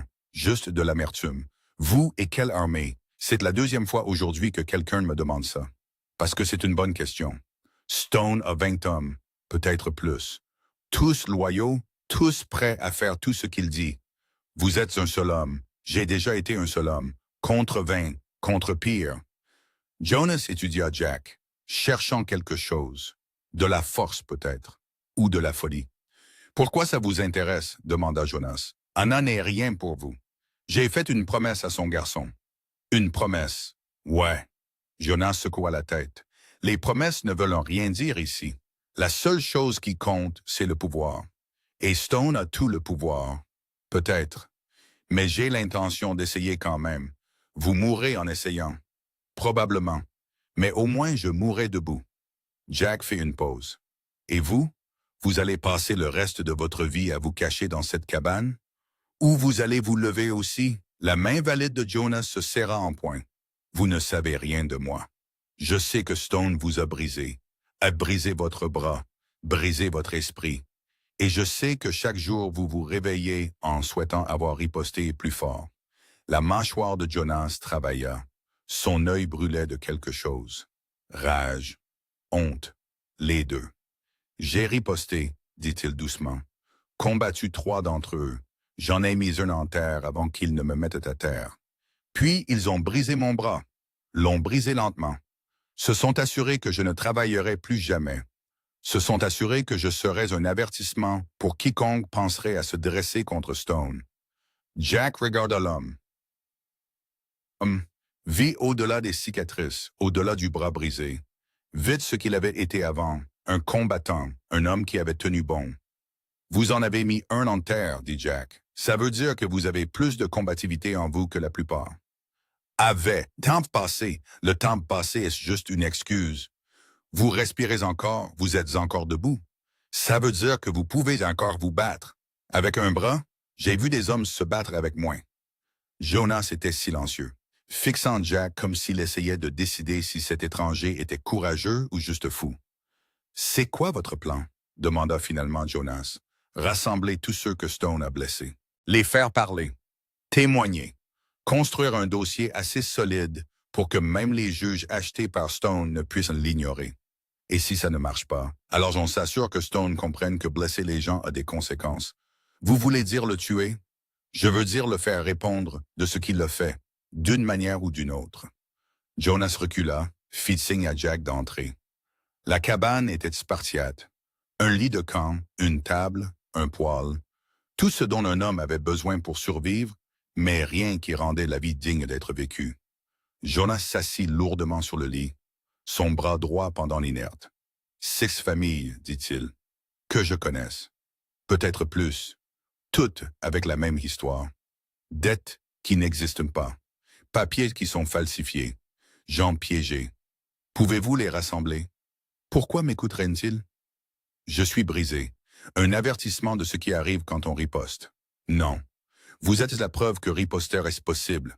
Vous vous êtes dressé contre 3 hommes de Stone et en avez emporté un avec vous. Ce n'est pas de la faiblesse, c'est de la force. » Jonas regarda son bras inutile. Ça ne ressemble pas à de la force. La force, ce n'est pas ce que vous pouvez faire. C'est ce que vous êtes prêt à faire. Et vous étiez prêt à mourir plutôt que de céder. C'est le genre de force que ces gens ont besoin de voir. Jonas resta silencieux longtemps. Puis il leva les yeux, son œil valide clair, concentré. Vous êtes sérieux à ce sujet? Mortellement sérieux. Vous savez que Stone vous tuera. Il peut essayer. Il tuera tous ceux qui vous aident. Peut-être, mais au moins on tombera en se battant. Et peut-être, juste peut-être, qu'on l'emmènera avec nous. Jonas se leva, dominait Jack. Même brisé, il était formidable. D'accord, dit-il. Je parlerai aux autres. Je les rassemblerai. Mais je ne peux pas promettre qu'ils aideront. C'est tout ce que je demande. Quand, ce soir, après la tombée de la nuit, on ne peut pas le faire à découverte. Stone a des yeux partout. Où? La vieille église, extrémité sud de la ville, n'a pas été utilisée depuis des années. Personne ne va là-bas. Jonas hocha la tête. Je ferai passer le mot. Jack tendit la main. Jonas la regarda, puis tendit sa main valide et serra. La poigne était forte, ferme. La poigne d'un homme qui venait de trouver quelque chose qu'il pensait d'avoir perdu. L'espoir. Jack quitta la cabane et traversa la ville. Le soleil était haut maintenant, chaud. Les gens bougeaient à l'ombre là où ils pouvaient en trouver. Personne ne croisait son regard. Tout le monde savait qui il était, ce qu'il avait fait, ce qu'il représentait, des ennuis.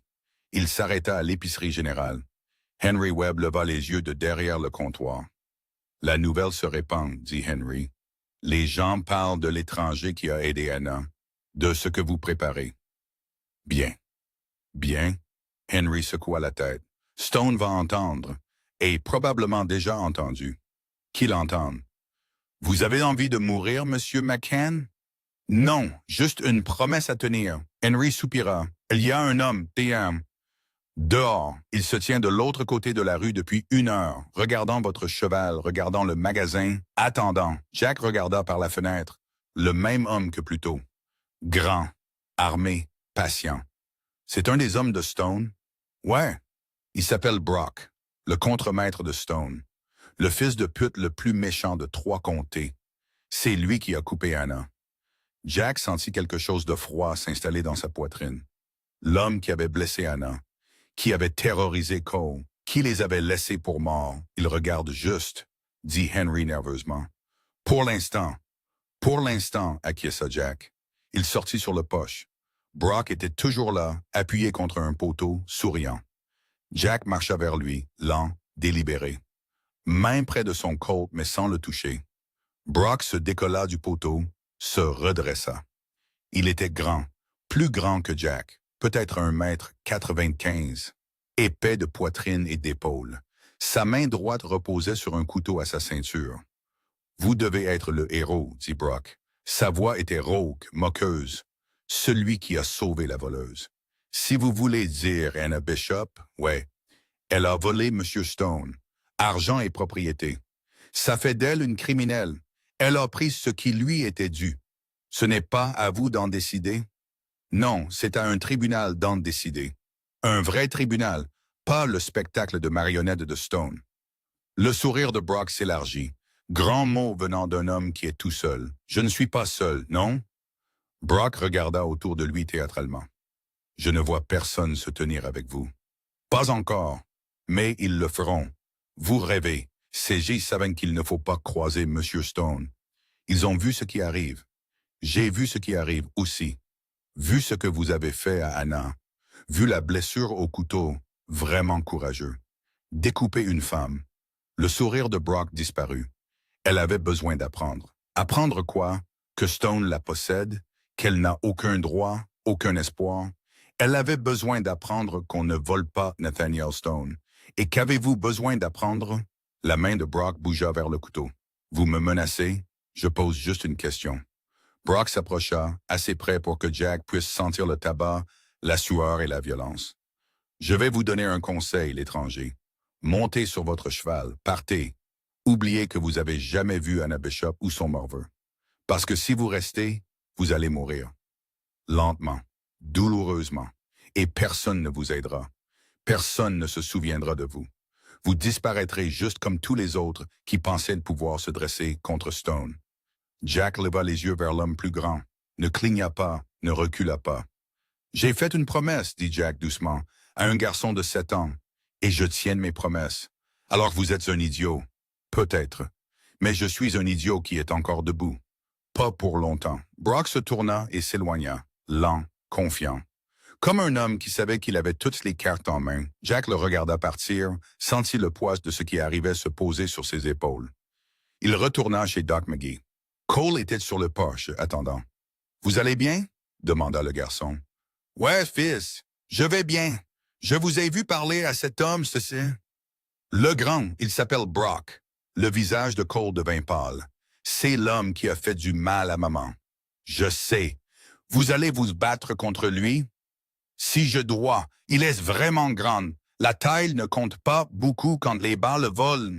Cole resta silencieux un moment. Vous avez peur? Jack s'agenouilla, regarda le garçon dans les yeux. Ouais, j'ai peur. Mais avoir peur ne veut pas dire qu'on abandonne. Ça veut juste dire qu'il faut être prudent.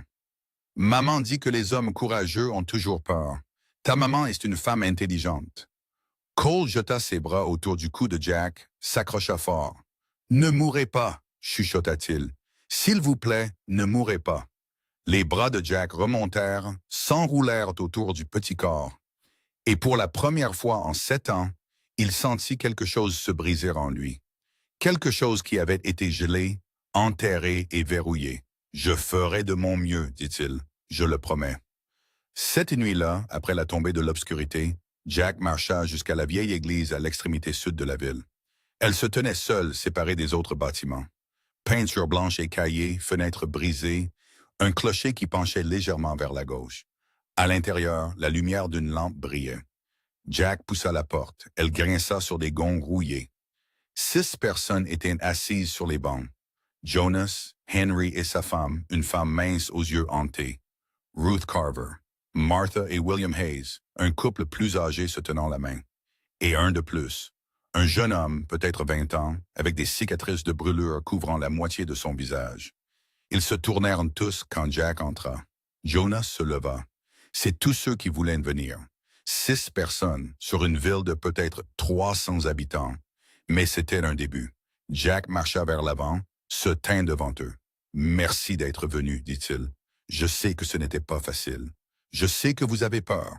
Je le serai aussi. » Il regarda chacun d'eux, vit la peur, l'espoir, le besoin désespéré de croire que quelque chose pouvait changer. « Nathaniel Stone fait du mal aux gens de cette ville depuis des années, continua Jack, falsifiant des dettes, forçant les gens à la servitude, causant des accidents, et s'en tirant parce que personne n'a eu le courage de se tenir ensemble. » La femme d'Henry parla. Sa voix était petite. « Que pouvons-nous faire? Ils possèdent tout. La loi, les tribunaux, la terreur. Nous pouvons dire la vérité. Tous ensemble. Nous pouvons documenter chaque papier falsifié, chaque fausse dette, chaque accident qui n'en était pas un. Nous pouvons construire un dossier si solide que même les juges achetés par Stone ne pourront l'ignorer. »« Et s'ils l'ignorent, demanda Ruth, alors nous portons l'affaire plus haut, au gouverneur territorial, à un marshal fédéral, à quiconque écoutera. Ça pourrait prendre des mois. Peut-être, mais c'est mieux que de vivre comme ça. Mieux que d'avoir peur chaque jour. Mieux que de regarder nos enfants grandir dans une ville où un homme détient tout le pouvoir. » Le jeune homme aux cicatrices de brûlure parla. Il s'appelait Daniel. Jack l'avait appris. Il avait travaillé à la scierie de Stone.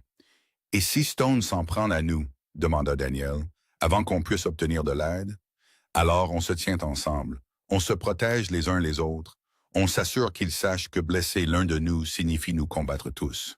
Nous ne sommes pas des combattantes, dit Martha Hayes. Nous sommes juste des gens ordinaires.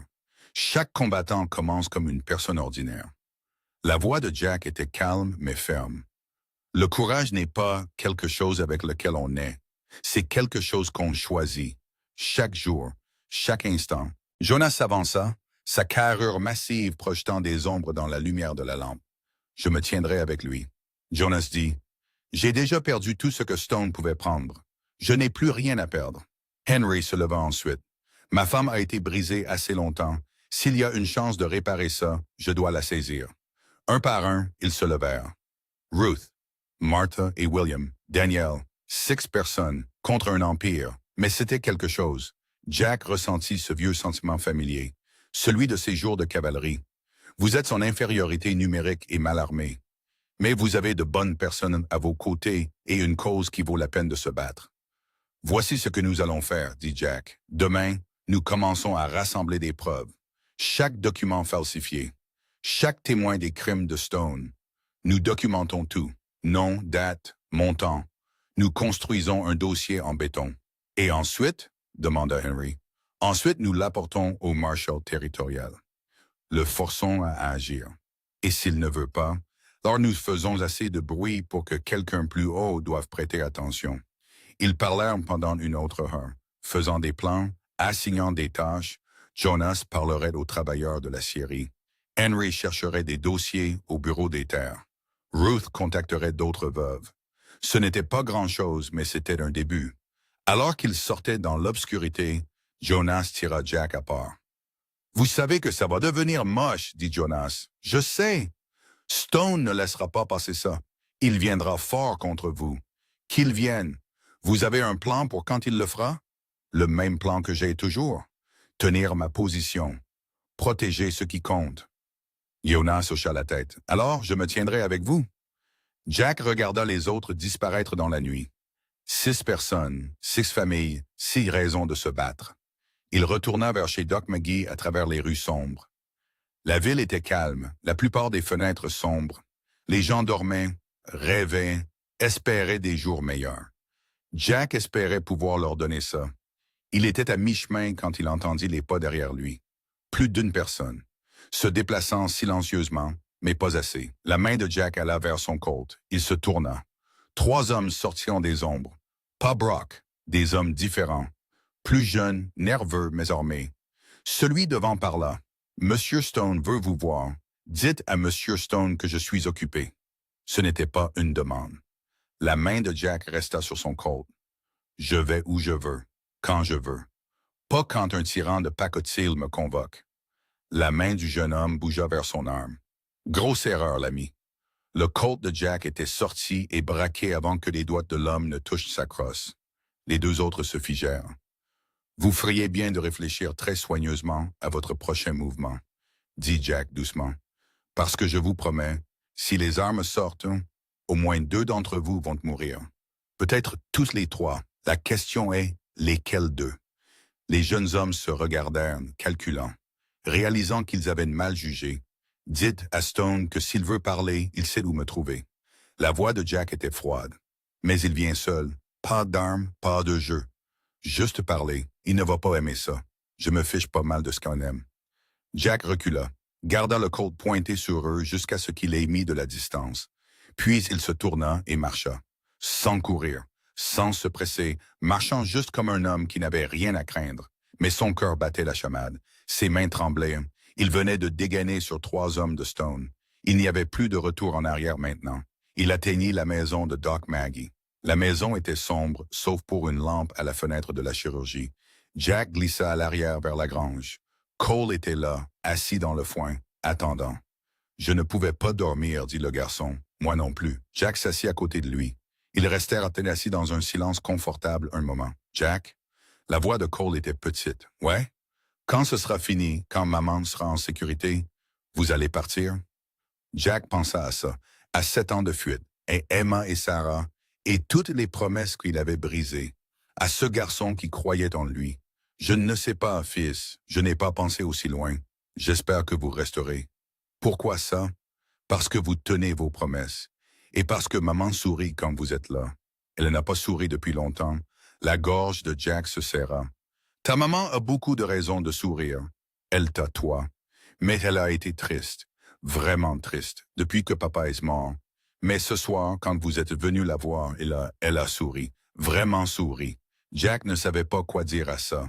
Ils restèrent assis ensemble jusqu'à ce que la tête de Cole tombe contre l'épaule de Jack. Le garçon s'endormit en quelques minutes. Jack le regarda.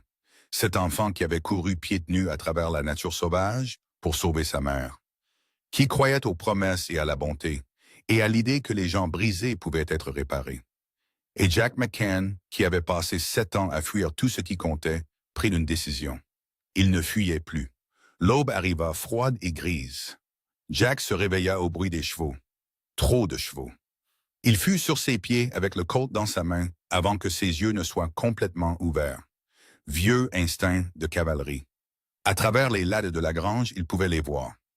5 cavaliers dans la rue principale, se déplaçant lentement, délibérément, comme des hommes qui possédaient le monde et tout ce qu'il contenait. Nathaniel Stone chevauchait au centre. Jack n'avait jamais vu l'homme avant, mais il le reconnut instantanément. Tout chez Stone criait le pouvoir. Le cheval noir, cher et bien élevé. Le costume taillé sur mesure, sombre, immaculé. La posture droite d'un homme qui ne s'était jamais incliné devant personne de sa vie. Stone avait peut-être 50 ans. Gris aux tempes. Rasé de près, peau d'une manière froide et calculatrice. Ses yeux balayant la rue, prenant tout en compte, ne manquant rien. À côté de lui chevauchait Brock. Le grand contremaître avait l'air impatient, affamé, comme un chien attendant la permission de mordre. Les 3 autres étaient plus jeunes. Des hommes durs aux yeux morts, le genre qui faisait ce qu'on leur disait et ne posait pas de questions. Ils s'arrêtèrent en devant de la maison de Doc Maggie. Stone mit pied à terre, fluide, gracieux. Il ajusta son manteau, brossa la poussière de ses manches et monta les marches du porche comme s'il les possédait. Jack bougeait déjà. Il glissa hors de l'arrière de la grange, contournant le côté de la maison. Silencieux.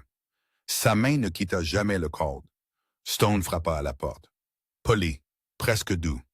Doc Maggie répondit. Elle se tenait dans l'embrasure, bloquant l'entrée. Son visage était dur. « Monsieur Stone, dit-elle, sa voix était assez froide pour geler de l'eau. Dr. Harrison. » La voix de Stone était cultivée, éduquée, la voix d'un homme qui avait fréquenté les meilleures écoles de l'Est. « Je suis ici pour Anna Bishop. Elle n'est pas en état d'être déplacée. C'est à moi d'en décider. Elle est mon employée. Elle m'a volé. Je la reprends.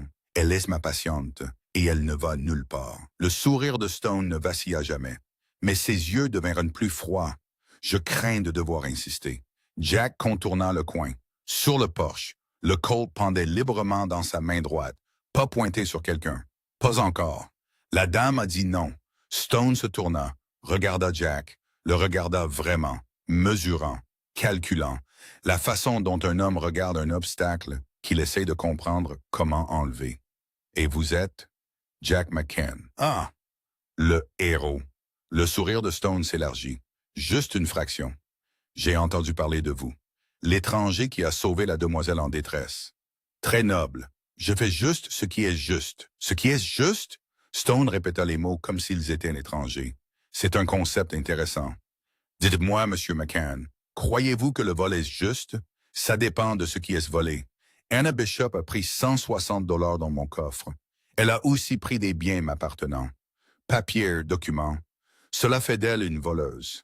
Elle a pris les salaires que vous lui deviez et des papiers qui prouvent que vous avez falsifié la dette de son mari. L'expression de Stone ne changea pas même un scintillement. C'est une accusation grave. C'est la vérité. La vérité est ce qui peut être prouvé devant un tribunal.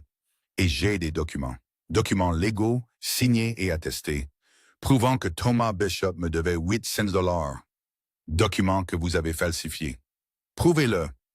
Les 2 hommes se fixèrent. Jack pouvait sentir la tension irradiée de Stone comme la chaleur d'un poêle. C'était un homme habitué à être obéi, habitué à obtenir ce qu'il voulait. Le fait que Jack se tienne sur son chemin était probablement la première vraie résistance qu'il rencontrait depuis des années. « Anna Bishop est sous ma protection, » dit Jack doucement. « Elle reste ici jusqu'à ce qu'elle soit guérie.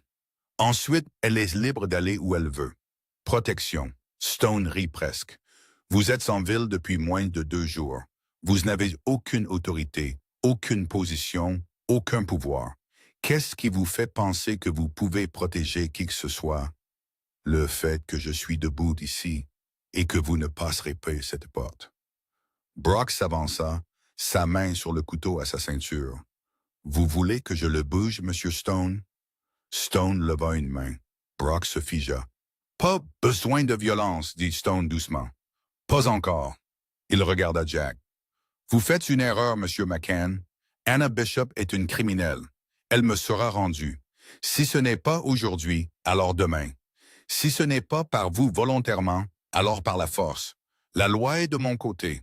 La loi que vous avez achetée. La loi qui compte. Stone ajusta son manteau à nouveau. Je suis un homme patient. J'ai bâti tout ce que j'ai par la patience et une planification minutieuse. Je peux me permettre d'attendre. Le pouvez-vous? Aussi longtemps qu'il le faudra. Nous verrons. Stone se tourna pour partir, puis s'arrêta, regarda en arrière. Une dernière chose, dit-il. Sa voix était plaisante, conversationnelle. Je suis au courant de votre petite réunion hier soir à la vieille église. 6 personnes. Comme c'est pittoresque. Le sang de Jack se glaça. Vous voyez, Monsieur McCann, rien ne se passe dans cette ville sans que je le sache. Chaque personne à qui vous avez parlé hier, chaque mot prononcé dans cette église, je sais tout. Il fit une pause. Et ces 6 personnes le savent aussi. Elles savent que je sais. Elles sont probablement éveillées en ce moment même, se demandant si je vais venir pour elles, se demandant ce que je vais faire. Vous les touchez et... Et quoi? Le sourire de Stone était tranchant comme un rasoir. Vous me combattrez? Vous êtes un seul homme, j'en ai 50. Vous irez voir la loi? Je suis la loi. Vous direz la vérité aux gens? Personne ne se soucie de la vérité quand ils ont peur pour leur vie. La main de Jack se serra sur le Colt. Allez-y, dit Stone, dégainez. Tirez-moi dessus juste ici dans la rue. Voyez ce qui arrive. Mes hommes vous tueront. Le shérif conclura au meurtre. Et Anna Bishop sera ramenée à Massiery dans l'heure. Son garçon aussi. Il fit une pause. Est-ce que ce que vous voulez? Jack ne bougea pas. Chaque muscle de son corps criait de presser la détente, de finir cet homme juste ici, maintenant. Mais Stone avait raison. Le tueur ne résoudrait rien. Cela ne ferait qu'empirer les choses. Je ne pensais pas. Stone monta sur son cheval, fluide, contrôlé. Il regarda Jack de cette position supérieure.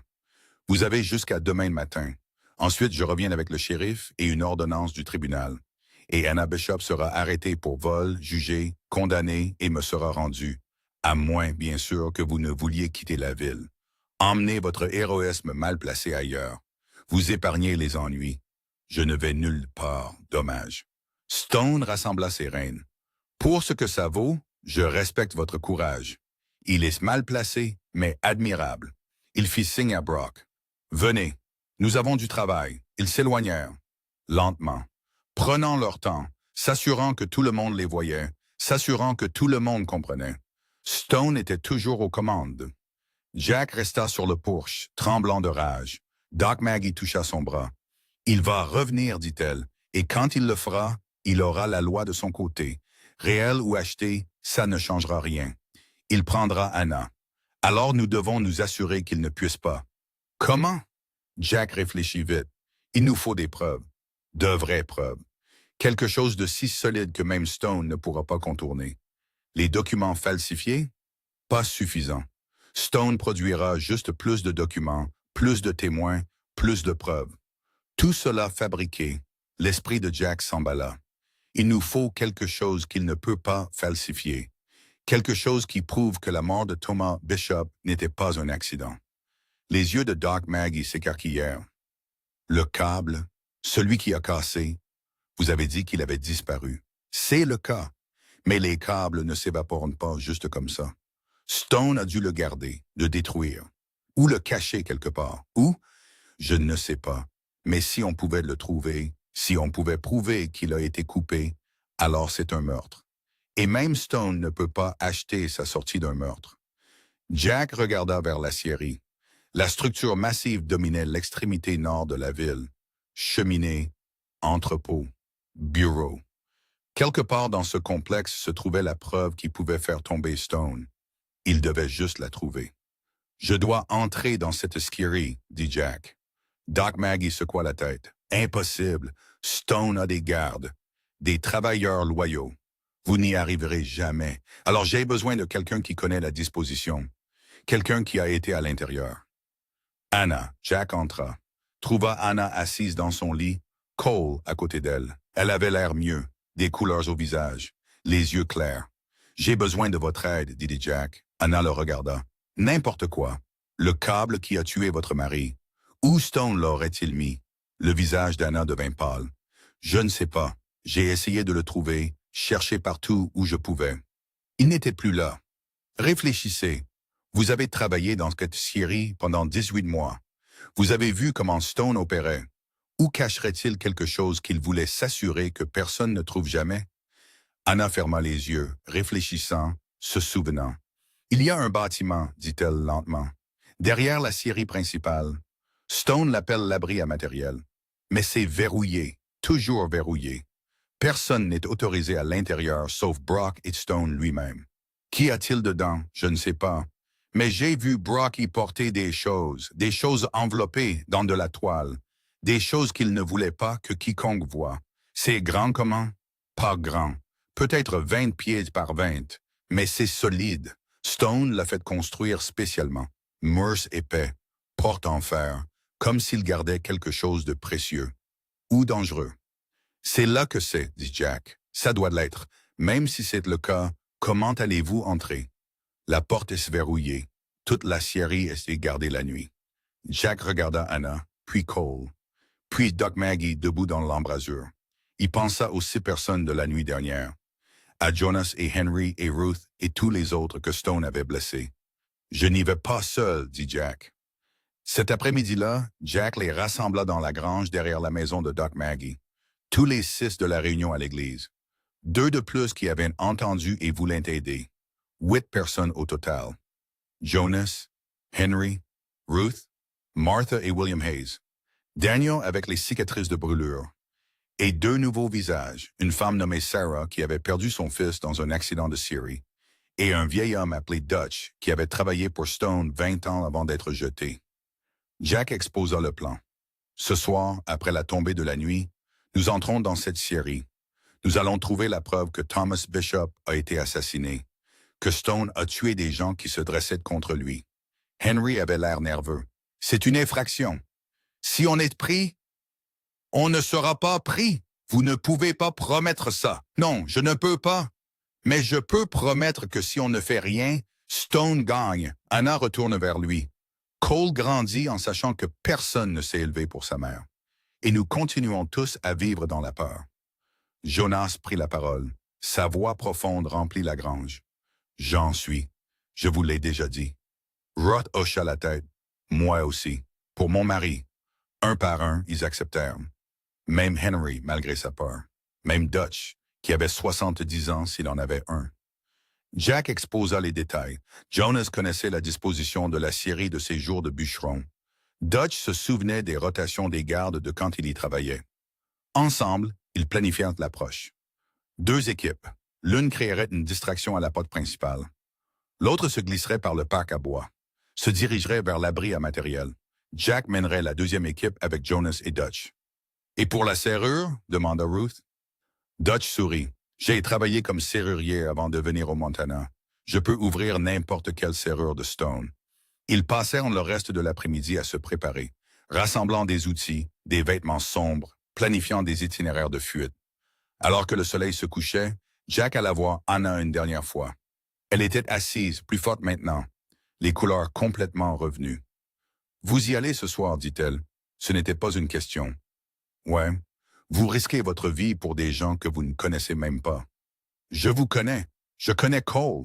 C'est suffisant. » Anna tendit la main, prit celle de Jack. Sa poigne était forte. « Pourquoi? » demanda-t-elle. « Pourquoi faites-vous ça? » Jack pensa à ça.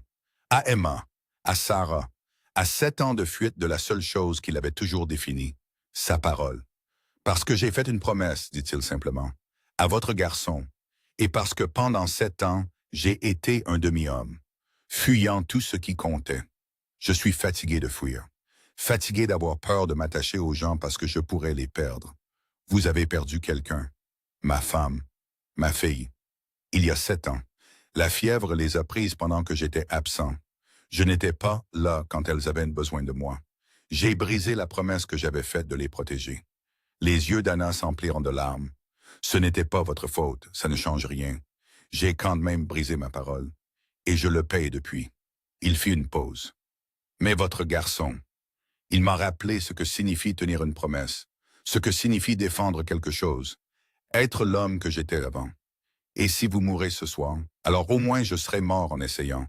Au moins j'aurais défendu quelque chose. Anna tira Jack contre elle, embrassa son front. Comme une bénédiction. Revenez, chuchota-t-elle. S'il vous plaît, revenez, j'essaierai. C'est tout ce que je demande. Jack trouva Cole dehors. Le garçon s'exerçait avec une corde, essayant de faire un lasso. Il n'était pas très doué. Ton papa t'a appris ça? Demanda Jack. Il a commencé. La voix de Cole était triste. Mais il est mort avant que je devienne bon. Jack prit la corde, montra à Cole comment faire la boucle, comment la balancer, comment relâcher au bon moment. Ils s'exercèrent ensemble alors que la lumière déclinait. Père et fils, sauf qu'ils ne l'étaient pas. Sauf que peut-être ils devenaient quelque chose comme ça. Jack, dit Cole, quand vous reviendrez, vous pourrez m'en apprendre plus? Ouais, fils, j'aimerais ça. Bien, sourit Cole, parce que j'aime bien vous avoir dans le coin. La poitrine de Jack se serra. Il s'agenouilla, regarda Cole dans les yeux. Écoute-moi, ce que je fais ce soir, c'est dangereux. Et si quelque chose arrive, si je ne reviens pas, je veux que tu saches quelque chose. Vous allez revenir, mais si je ne reviens pas, la voix de Jack était ferme. Tu prends soin de ta maman. Tu es l'homme de la famille. Tu restes fort. Compris? Les yeux de Cole s'empliront de larmes. Vous avez promis. Je sais et je vais essayer, mais les promesses ne sont pas magiques. Elles ne rendent pas les choses certaines. Elles signifient juste que tu vas donner tout ce que tu as. Alors, donnez tout. Cole jeta ses bras autour du cou de Jack. S'il vous plaît, Jack tint le garçon, sentit le petit corps trembler, sentit ses propres yeux brûlés de larmes qu'il n'avait pas versées depuis 7 ans. Je le ferai, chuchota-t-il. Je le promets. L'obscurité totale tomba à 9 heures. Jack et son équipe se rassemblèrent à la lisière de la ville. 8 personnes vêtues de sombre, armées d'outils, de courage et de désespoir. Henry menait l'équipe de distraction. 4 personnes qui s'étaient approchées de la porte principale, prétendant être des travailleurs ivres du saloon, bruyants, perturbateurs, attirant l'attention des gardes. Jack menait l'équipe d'infiltration. Jonas, Dutch, Sarah, qui avaient insisté pour venir parce que c'était la mort de son fils qu'ils vengeaient. Ils se déplacèrent dans l'obscurité, silencieux. La scierie se dressait devant eux, massive, ses cheminées comme des doigts pointant accusateurs vers le ciel. L'équipe de distraction se sépara. Jack les entendit quelques minutes plus tard. Voix forte, chant, les gardes leur criant de circuler. L'équipe de Jack se glissa à travers le parc à bois. Des montagnes de bois coupés créaient des ombres assez profondes pour cacher une armée. Ils se déplaçaient de pile en pile, se rapprochant. L'abri à matériel se trouvait derrière le bâtiment principal, exactement là où Anna l'avait décrit. 20 pieds par 20, construction solide, porte en feu. Une petite fenêtre haute barrée. Dutch s'avança, sortit des outils de son manteau, commença à travailler sur la serrure. Jonas montait la garde, sa carrure massive bloquant un angle d'approche. Jack surveillait l'autre, main sur son côte, cœur battant. Les minutes passèrent, chacune semblant durer 1 heure. Puis d'un clic doux, Dutch recula. La serrure était ouverte. Jack tira la porte. Elle s'ouvrit vers l'intérieur sur des gonds bien huilés. À l'intérieur, c'était l'obscurité. Jonas craqua une allumette. La petite flamme repoussa les ombres. L'abri était rempli d'équipements, 16 câbles, pièces de rechange. Et dans le coin du fond, enveloppé dans de la toile et couvert de poussière, quelque chose de grand. Jack s'avança, retira la toile. Des câbles, des douzaines. Tous endommagés, tous remplacés. Tous gardés pour une raison que Jack commençait à comprendre. Des preuves. Stone gardait la preuve de chaque accident, chaque meurtre, au cas où il aurait besoin de la détruire ou de l'utiliser pour menacer quelqu'un. Trouvez celui de Thomas Bishop, dit Jack. La date serait il y a 9 mois. Ils cherchèrent. Sarah tenait l'allumette pendant que Jonas et Jack triaient des câbles. Puis Jack le trouva, étiqueté avec une date. La bonne date, il le sortit. Même dans la faible lumière, il pouvait voir la coupure. Nette, délibérée, pas une rupture, pas de l'usure. Quelqu'un avait pris une lame et affaibli le câble. Laissé juste assez de brin intact pour qu'il tienne un moment. Puis cède sous le poids. Un meurtre, mais il y avait plus. Derrière les câbles, enveloppé dans une toile cirée, se trouvait un livre relié en cuir. Jack le sortit, l'ouvrit. L'allumette mourait, mais il pouvait en lire assez. C'était le journal de travail de Thomas Bishop, celui dont Anna avait dit qu'il avait disparu après sa mort. Jack tourna les pages, vide des entrées d'une écriture soignée, des notes précises sur chaque travail, chaque inspection, chaque vérification de câble. Et sur la dernière page, écrite 3 jours avant la mort de Thomas, M. Stone veut que je falsifie les registres d'inspection pour la plateforme Nord, dit que les câbles sont bons, mais que les dates ne correspondent pas à son calendrier. J'ai refusé. Lui a dit que je ne signerais pas mon nom sur quelque chose de faux. Il s'est mis en colère, a dit que je le regretterais, a dit que je lui devais. Je ne lui dois rien. La parole d'un homme est son lien. Je ne briserai pas la mienne. Le sang de Jack se glaça. C'était de la préméditation. Stone avait demandé à Thomas de mentir. Thomas avait refusé. Alors Stone l'avait tué. Je l'ai, dit Jack. J'ai les deux. Allons-y. Ils remballèrent les autres cases, essayèrent de tout laisser comme ils l'avaient trouvé, puis ils se glissèrent dehors. Dutch reverrouilla la porte, empocha ses outils. Alcem, à 20 pieds quand le cri retentit. « Hé, qui est-ce là? » Un garde, venant du coin, lanterne dans une main, pistolet dans l'autre. « Courez, dit Jack. Ils coururent à travers le parc à bois. Le garde derrière eux, criant, d'autres voix se joignant. Plus de lanternes. Jonas attrapa Sarah alors qu'elle trébuchait, la garda en mouvement. Dutch était rapide pour un vieil homme, gardant le rythme. Coup de feu. Le bois éclatait alors que les balles frappaient les piles de planches. Ils débouchèrent du parc à découvert. L'équipe de distraction se dispersait, les gardes les poursuivant. L'équipe de Jack se sépara. Jonas et Sarah allèrent à gauche. Dutch alla à droite. Jack courut tout droit, serrant le câble. La preuve. Derrière lui, des bottes martelaient, des hommes criaient, des chiens aboyaient. Jack courut plus fort. Ses poumons brûlaient, ses jambes hurlaient, mais il ne s'arrêta pas. Il coupa par une ruelle, sauta une clôture, déboucha sur une rue latérale. Un cheval, attaché devant le saloon. Jack ne réfléchit pas, attrapa juste les rênes, se hissa. Le cheval partit, galopant à travers les rues sombres. Jack se pencha bas sur son encolure, le câble enroulé autour de son bras. Plus de tirs. L'un bourdonna près de son oreille comme une guêpe en colère. Il chevaucha fort hors de la ville, dans l'obscurité au-delà. À 1 mile, il ralentit, regardant en arrière. Poste de poursuite. Pas encore. Il fit un large cercle, revint vers la ville par le sud. Chevaucha droit chez Doc Maggie. Les autres étaient là. Tous, respirant fort. Effrayé, mais vivant, Jonas sourit. C'était juste. Trop juste, dit Henry. Son visage était blanc. On s'en est à peine sorti. Mais on s'en est sorti. Jack leva le câble. Et on a eu ce qu'on était venu chercher. Doc Maggie l'examina. Même elle, pas experte en la matière, pouvait voir la coupure. C'est un meurtre, dit-elle, clair comme le jour. Maintenant, nous devons juste l'apporter à quelqu'un qui peut faire quelque chose. Qui? Demanda Henry. Le shérif est acheté. Le juge local est l'ami de Stone. Qui va nous aider? Jack y avait pensé. Il y a un marshal américain à Helena, Sam Garrett. J'ai servi avec lui pendant la guerre. Un homme bon, honnête. Helena est à 3 jours de cheval, alors je ferais mieux de me mettre en route. Anna apparut dans l'embrasure. Pâle, faible, mais debout. Vous ne pouvez pas y aller seul, dit-elle. Stone enverra des hommes après vous. Ils vous traqueront. Je bougerai vite, resterai hors des routes principales. Anna secoua la tête, marcha vers Jack, posa sa main sur son bras. Envoyez quelqu'un d'autre. Vous restez ici. Aidez à nous protéger. Je suis le seul que Stone ne contrôle pas. Le seul qui peut s'assurer que cela atteigne le marshal. Alors prenez quelqu'un avec vous. Jonas ou Dutch. Jack regarda Jonas. Le grand homme secoua la tête.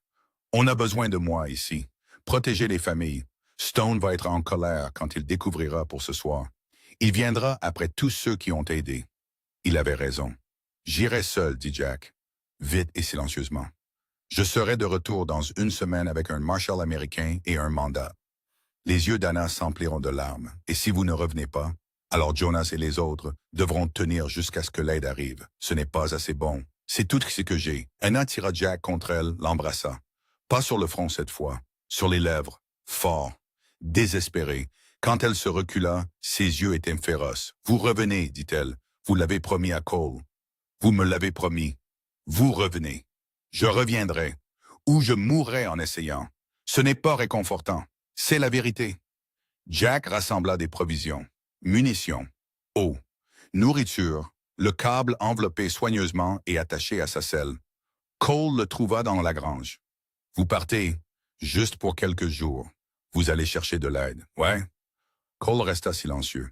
Puis, « Vous êtes l'homme le plus courageux que j'ai jamais rencontré. » Jack s'agenouilla. « Je ne suis pas courageux, fils. J'essaie juste de tenir une promesse.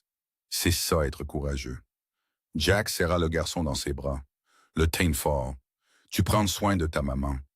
Et si quelque chose arrive, si Stone vient avant que je ne sois de retour, tu cours. Tu m'entends? N'essaye pas d'être un héros. Cours juste. Et vous? Je serai de retour. Je le promets. » Jack monta sur Copper. La jument était fatiguée de la course plus tôt, mais elle était vaillante, toujours vaillante. Il partit sous un ciel sans lune. Les étoiles, sa seule lumière. Le câble, son seul espoir. Derrière lui, Silver Bend devenait plus petite, plus sombre, jusqu'à disparaître entièrement. Et Jack McCann, qui avait passé 7 ans à fuir tout ce qui comptait, chevaucha fort vers la seule chose qui pouvait sauver les gens auxquels il s'était attaché. Il chevaucha pendant 3 jours, dormant à la dure, mangeant en selle, poussant Copper aussi fort qu'il l'osait. Le 2e jour, il les repéra. 3 cavaliers suivant à distance. Les hommes de Stone. Jack poussa plus fort. Mais Copper fatiguait. Les cavaliers gagnaient du terrain.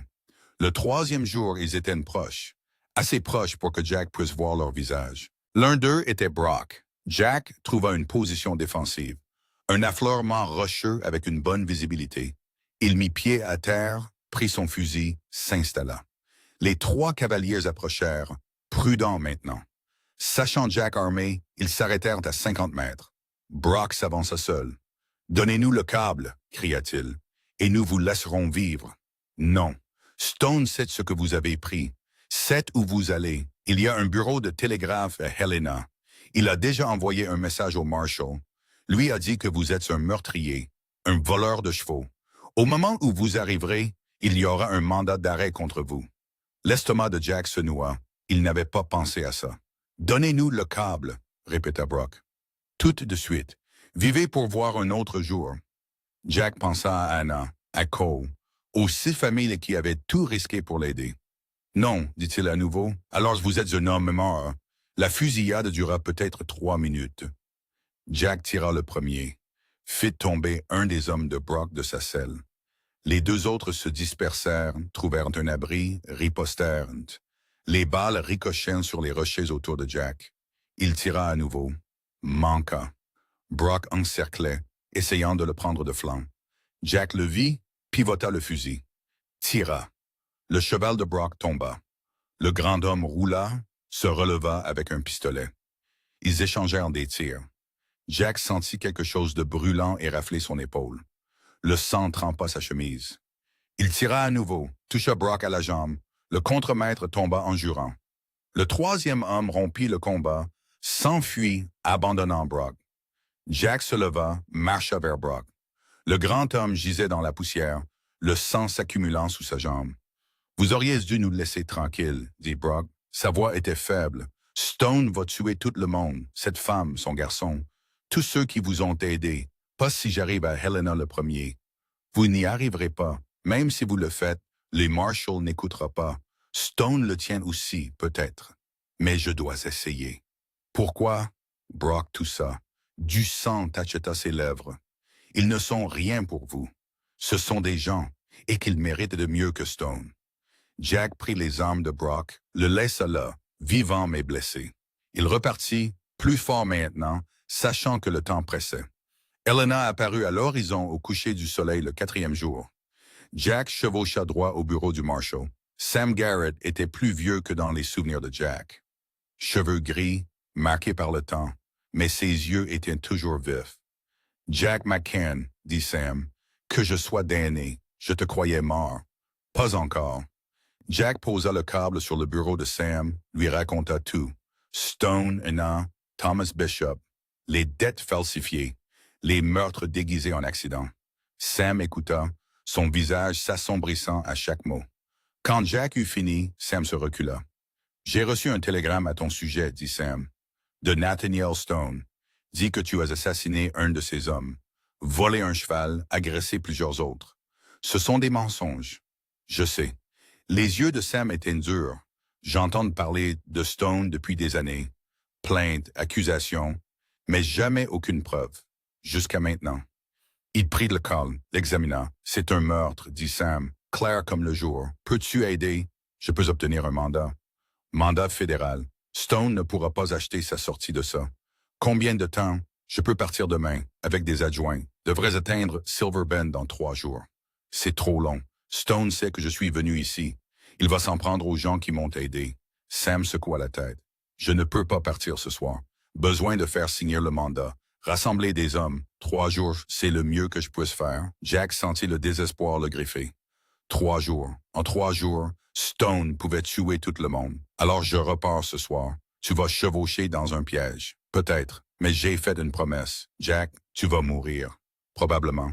Mais au moins je mourrai en tenant ma parole. Sam l'étudia, puis hocha lentement la tête.